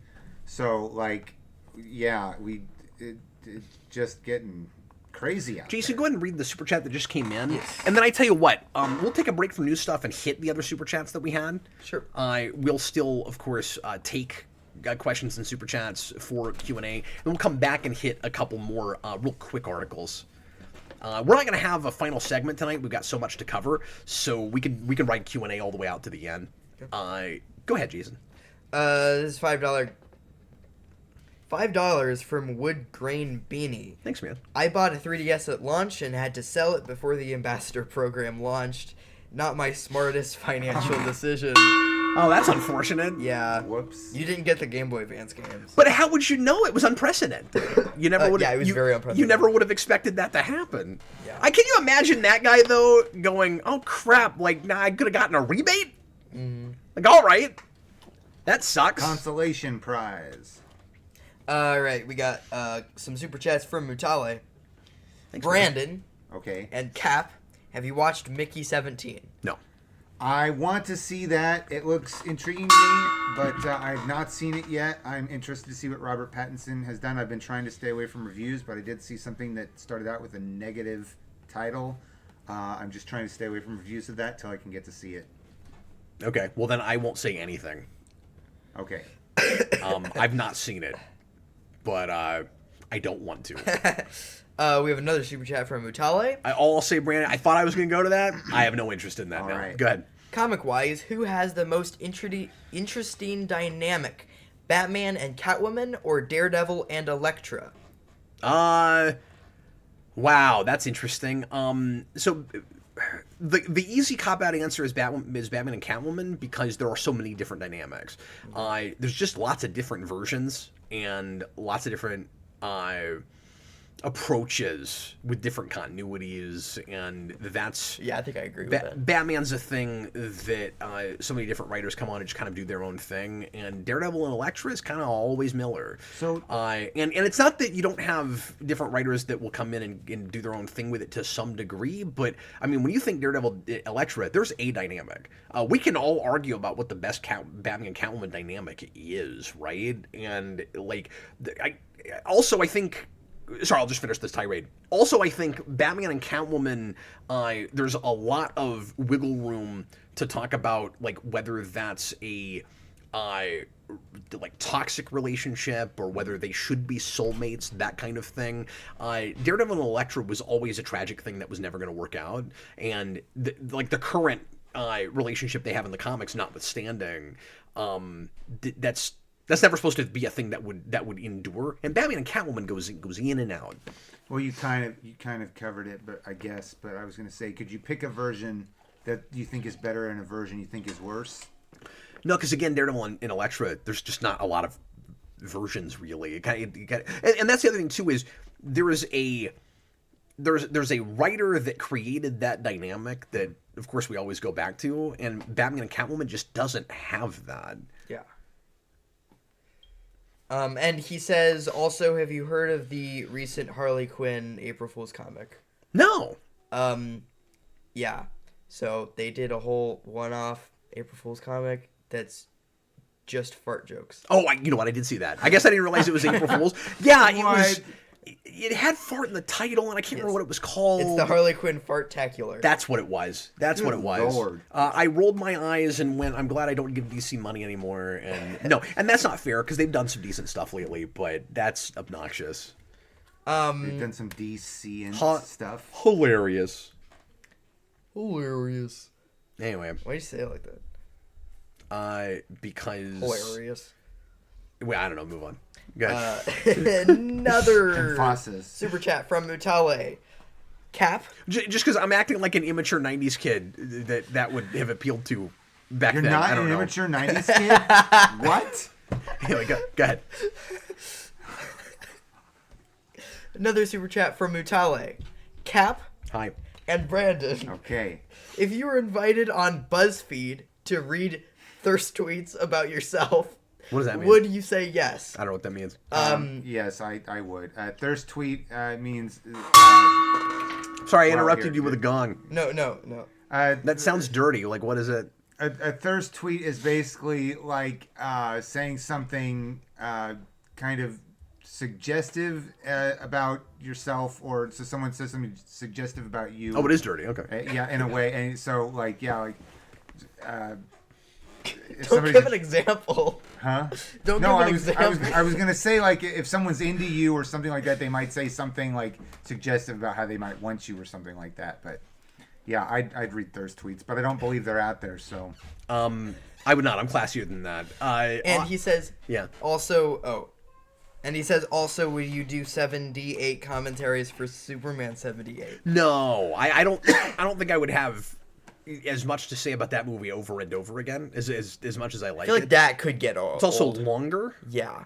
Austin, Nothing versus an Ultimate are just holding up DC and Marvel right now. That is true. You should that, watch that seems, Superman 4 times. That seems accurate. That's a good idea. You know what? That was the thing I thought about doing for an April Fool's Day joke this year, was announcing a bunch of like numbered series of like watching a bunch of movies several times. I didn't do an April Fool's Day joke this year. It was the first time in probably 14 April Fools. We years. didn't do one. You guys were waiting for it. Yeah, that was kind of the joke, was that I didn't do one this time. You fools! Yeah. Which means I have to do one next year, or now I've just destroyed the tradition. I basically destroyed it anyway. But and I had a few ideas for things I could have done, but I ended up opting not to. And it seemed to be, not that I'm always jumping on trends. The trend this year, I was surprised by this, because everybody else kind of did the same thing I did.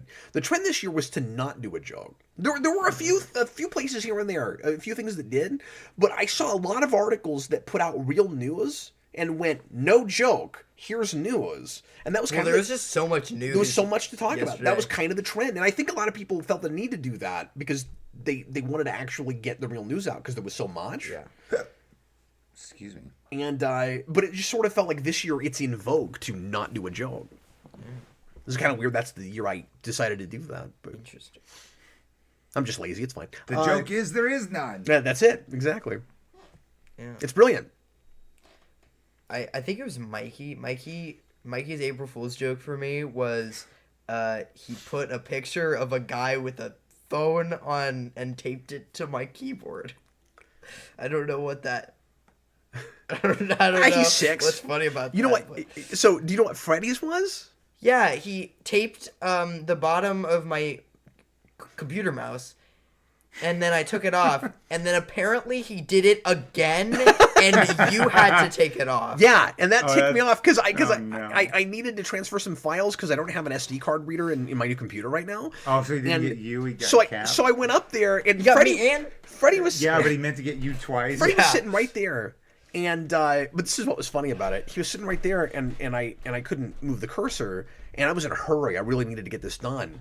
And I was sitting there like, I go, why isn't this mouse moving? And then Freddie, he was just totally oblivious. He looks up and he goes, oh, that was my April Fool's Day joke. And I just looked at him and I was like, why? And I was like, oh yeah, it's April Fool's Day. I get it. That's a good joke, Freddie. I'm in a hurry. Like, plug the frickin' thing in. I got things to do. That's funny. Whoops. Austin says he's sad I didn't do his pitch. I thought about it. What was his pitch? And see, I don't know if I want to tell you because I could do it next year. It's a really good pitch. Okay. And the thing we were talking about might still be relevant enough. I don't want to say it because I might do it next year. Okay. But yeah, some of it was... It just seemed like the right year to not do one. And some of it was, it's a Tuesday and I don't do streams on Tuesday.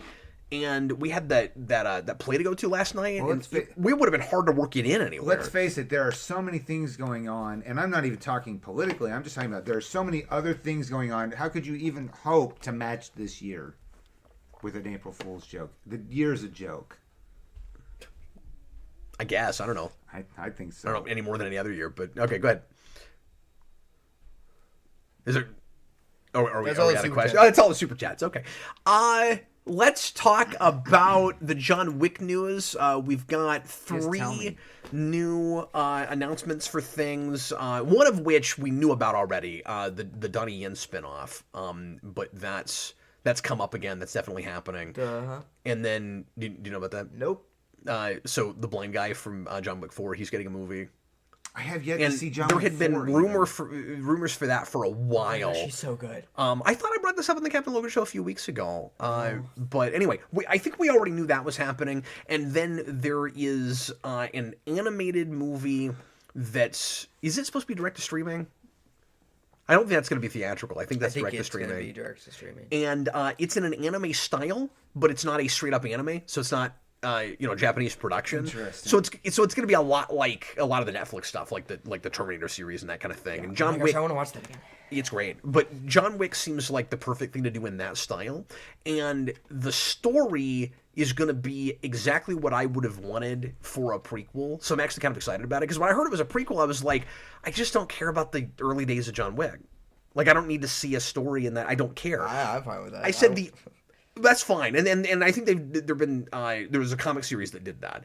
Personally, I don't need that. Like what's cool about John Wick is he was the scary boogeyman assassin that left, and nobody ever thought they'd see him again.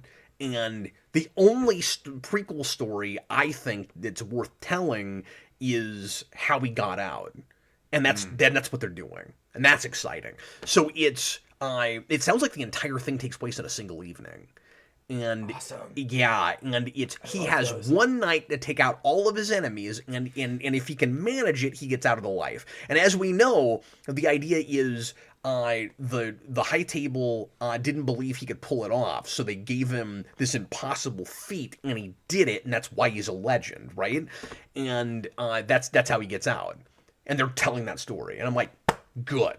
That's the only thing I'd want to see from a prequel. Yep. So I'm stoked about that. A man with a plan. Yeah, and Austin has a good point. I think they are doing too much, but I also really like John Wick. So like, I'm with him. I'm worried about oversaturation with it. Yeah. We've got the Ballerina this year. I hope that's great. Ballerina looks so good. No, we have a full-on John Wick shared universe now. Apparently the Continental was terrible. I still have not seen it. I still have not talked to more than 2 people that have, and those 2 people said it was god-awful. Yeah. And that they stopped in the middle of it.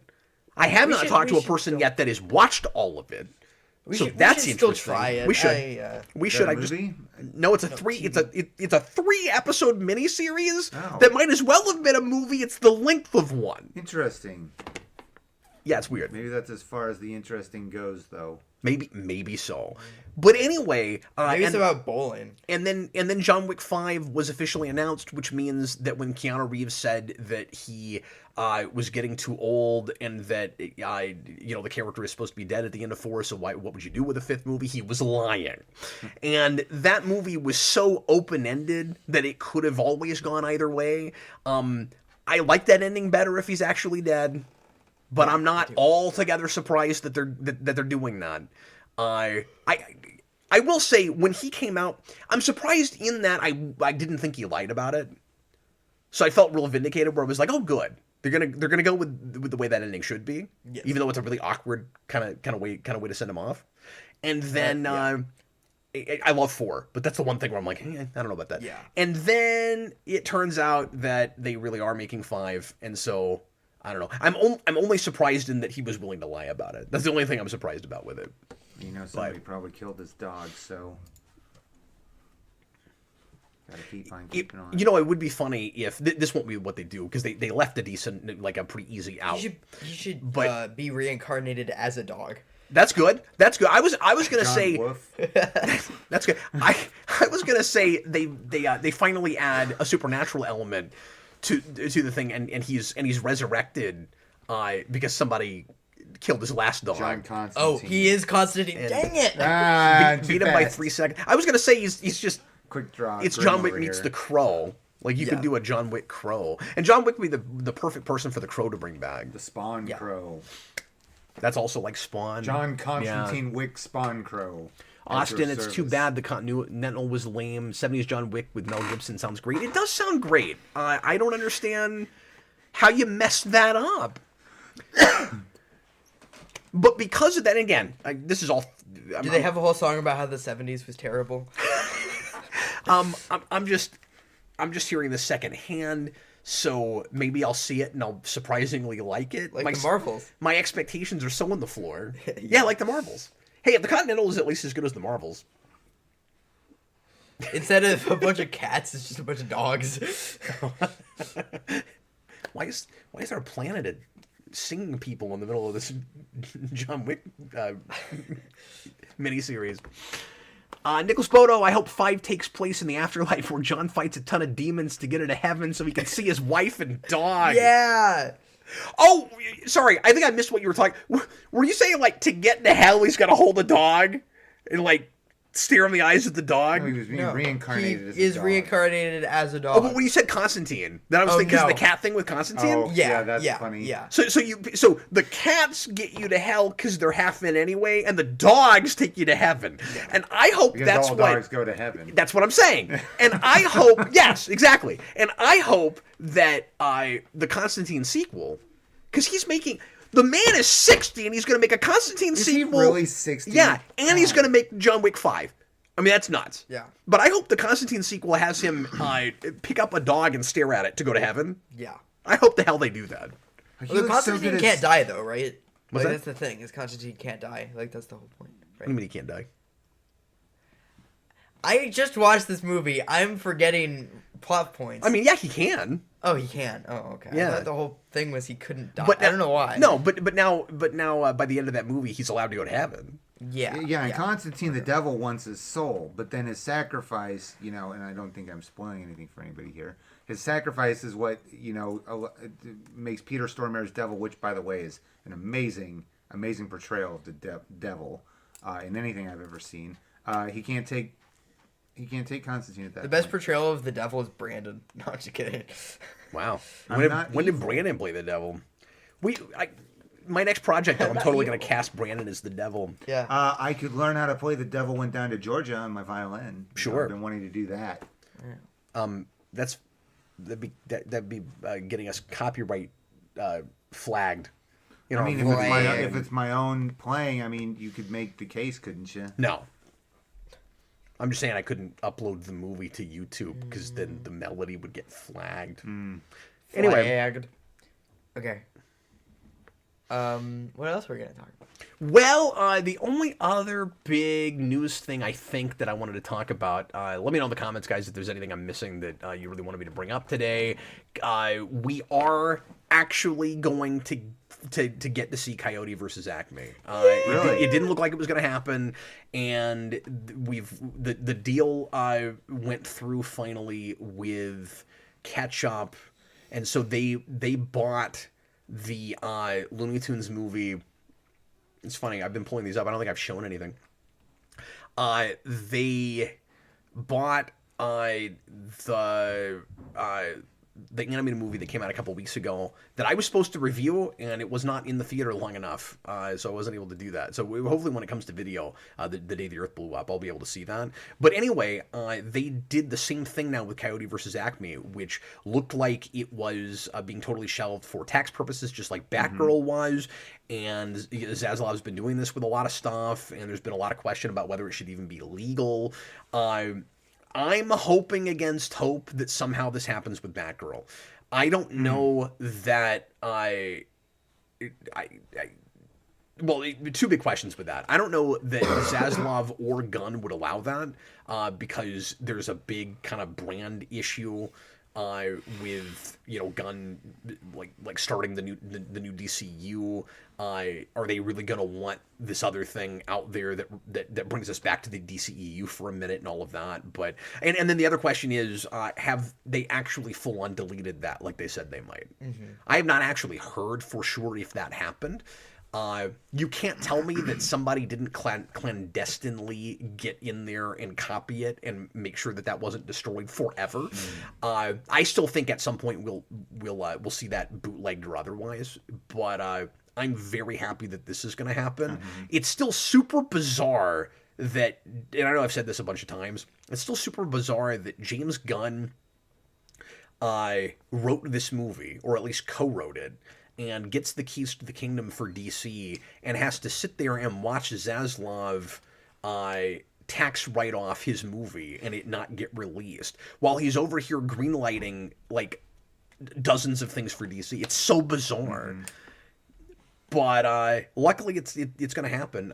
I also, Ketchup has not been able to it has not had huge merchandise or advertising dollars, so people just don't tend to know about their movies when they come out. They just can't get the commercials out, and so when they did the Hellboy movie, nobody knew about it, and then when it came out, and it didn't even release in theaters here, and then when it came out, people seem to really like it. I haven't seen it yet. It's on Netflix or something now, so I can finally watch it. Put them on the map. So, I don't know. Let me finish. So then, Day of the Earth Blew Up comes out, and nobody even realized that Ketchup owned that. Yeah. Including me. I didn't understand that whole thing. And it made like $2 million opening weekend.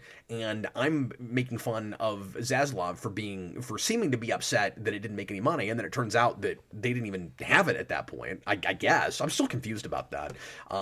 Because I thought Ketchup was just doing the distribution past the United States, but apparently not. Anyway, so the Wile E. Coyote thing could go either way, I think. Because there's been so much uproar about the way Warner Brothers has been handling the tax write-off thing, that I think some people could come out of the woodwork and get a lot of word of mouth going, and people might actually see it. So to your sorry, Brandon, but to your you just got ahead of me. To your question, I don't think it puts Ketchup on the map. I don't think anybody will still have any idea what that is. But I certainly don't. But until you started talking about it. Nobody cares who distributors are. So that's not going to help them develop the advertising dollars they need to sell their projects. But I do think there's a chance that movie does better than anybody expects opening weekend. I think that could happen. I think there's been a lot of press about that being buried, so I think that when it comes out, that would help it because people already know about it. Now, do I think it could do any better than 20 or 30 opening weekend? No, but I think that would be huge for that. Speaking of Warner Brothers and Looney Tunes, and it would be like 10 times what anything Ketchup has ever put out. Yeah. Did you hear that Warner Brothers is trying to tear down an original Looney Tunes building? Yep. Preservationists, though, thank goodness, they're trying to save the day on that. So everything about that is bizarre because it seems like Zaslav is just going to war with everything Looney Tunes. And then we got an article yesterday, which looked like a joke, but apparently wasn't. I think verdict is still out on this. Because it was April Fool's Day, but it was in the middle of all that. This stuff looks like a joke, but isn't a joke. Okay. That Warner Brothers is developing Looney Tunes projects. I don't understand anything. This whole situation is Looney Tunes. Yeah, and apparently like Flintstones and stuff. So a week after, or like a couple weeks after they come out and make a statement, we're focusing on. And this was the dumbest thing anybody's ever said, we're focused on adult and family entertainment, but not children's. I don't understand that. I don't know what the hell they're talking about. Then they, and like that justifies we're getting rid of Looney Tunes on Max. We're not making any more Looney Tunes stuff. We're maybe even tearing down a warehouse. We just don't give a crap about Looney Tunes. Oh, by the way, we're going to make Looney Tunes stuff. Tom and Jerry, too. And yeah, that was the other thing. And so I forgot to pull that article up. The only thing I can figure with that insanity is that it's Zaslav being a typical but extreme corporate CEO and just wanting to bury anything that was greenlit before he got there. It's the only thing that makes any sense. Which is weird, though, because and Looney Tunes and Warner Brothers go hand in hand for, like, ever. Yeah, but he doesn't care about that. Yeah. But then why is he greenlighting Looney Tunes? Because there's also been evidence in the past to suggest that he just doesn't care about Looney Tunes, doesn't even want it associated with the brand anymore. But then why would they greenlight other stuff? So I am so skeptical of the idea that Warner Brothers is making Looney Tunes. Like I don't believe it. I don't even believe that's happening. Yeah. I mean, it sounds like it is, but I don't understand how. It's weird. Nobody can explain this to me. You want any more questions? If you have them. I have. And then we got to finish up the show. We're right at 2 hours here. Brianna, thanks for hanging out with us, man. Yeah, thanks for having me. Dad and Brandon and me. Oh my. John Henry has a question for us. Are you a steel driving man, John Henry? What's the most inspirational character for you and most cautionary tale character for you for your personality? Oh, I'm not in that headspace right now. That's an interesting question. I'd have to think about that.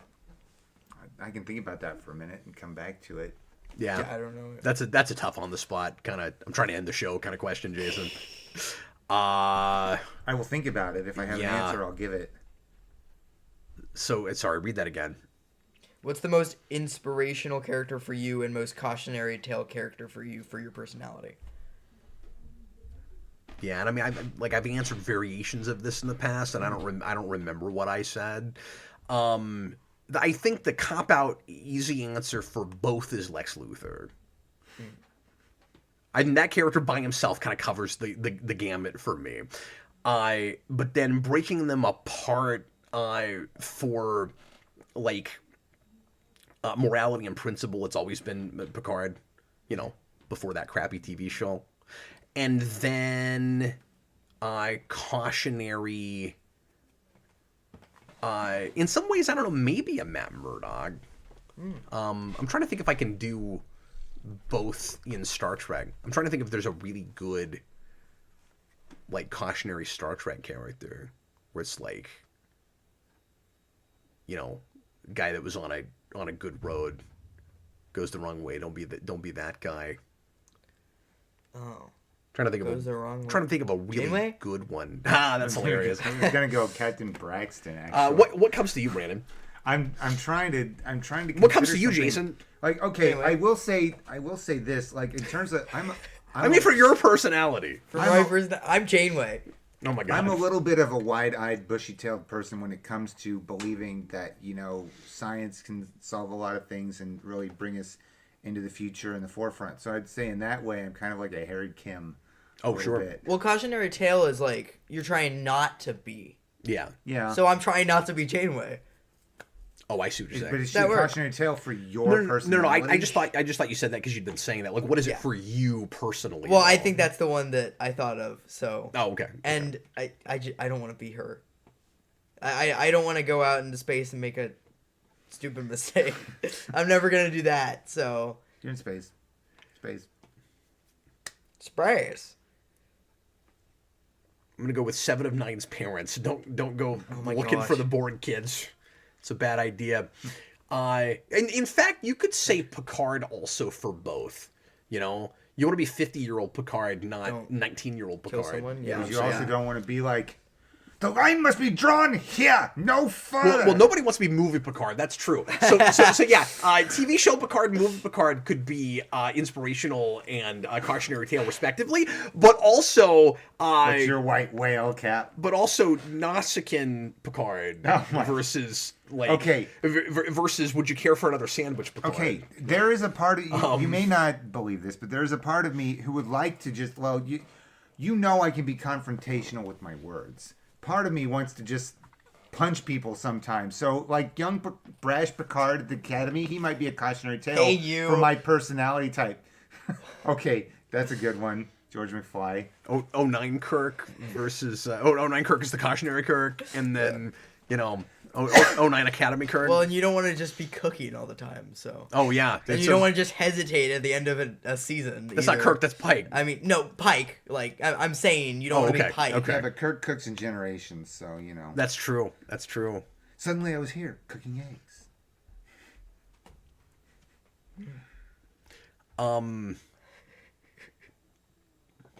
I was gonna say something.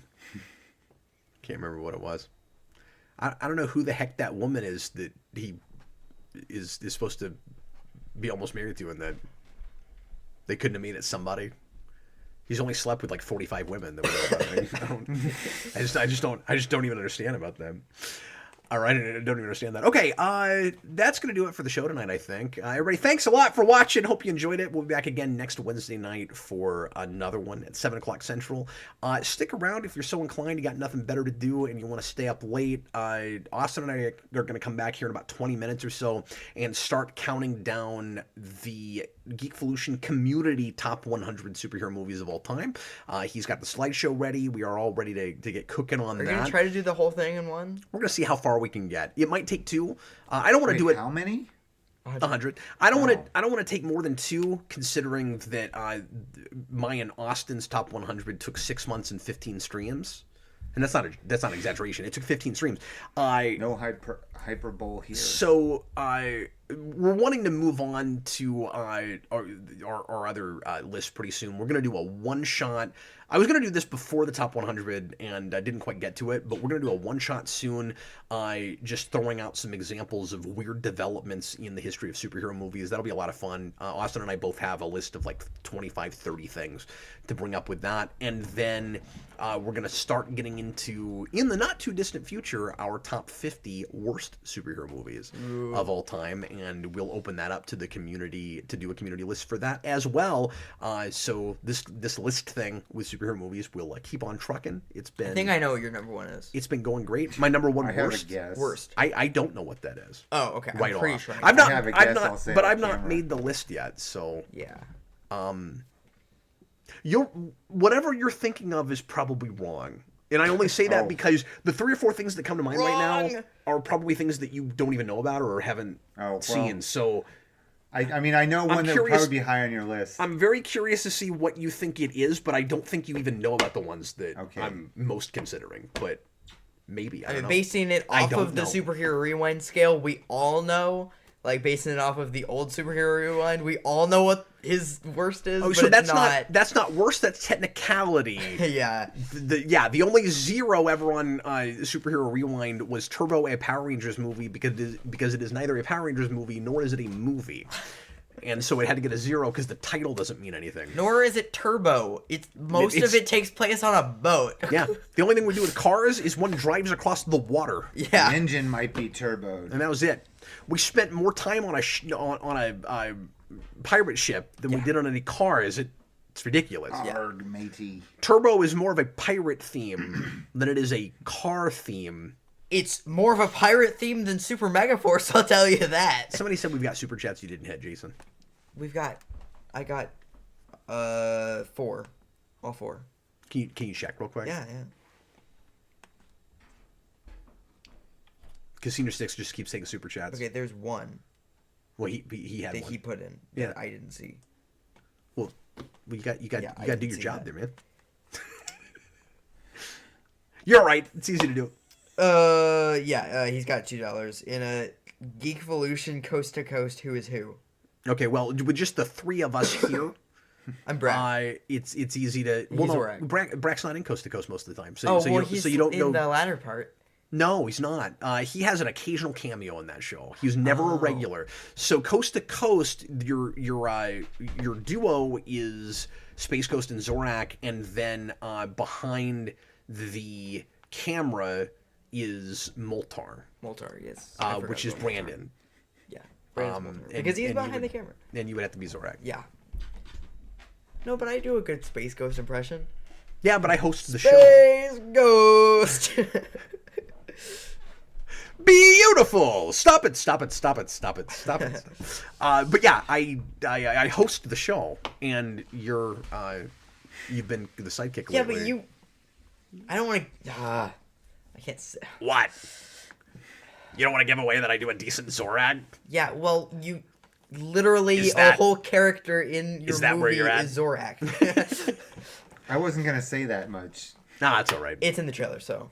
Well, that's true. It's kind of in the trailer. It's in the last part. But you know, you also your character, your voice also reminds me of the guy guarding the bridge in Monty Python and the Holy Grail. Oh, really? What is your quest? Oh, I guess he does What kind of do do you that seek? guttural thing. Yeah, that's true. Well, anyway, What is the airspeed of an unladen swallow? everybody, thanks a lot for watching. We'll see you again next time. I was Captain Logan. This was... I won't see you next time. Okay, whatever. I'm not talking to you. I'm talking to the audience. I don't... But You gonna let me finish the show? yes, He'll see No. you in like 6 days, probably. We'll let Brandon in Jason the did. show. Brandon's not even gonna let me in the show, so we'll just let Brandon in the show. no, I don't know how to end your show. Well, that's why I'll it's do it funny. terribly. This has been Captain Logan, his sidekick Jayson, and whoever this is, I'd forgotten.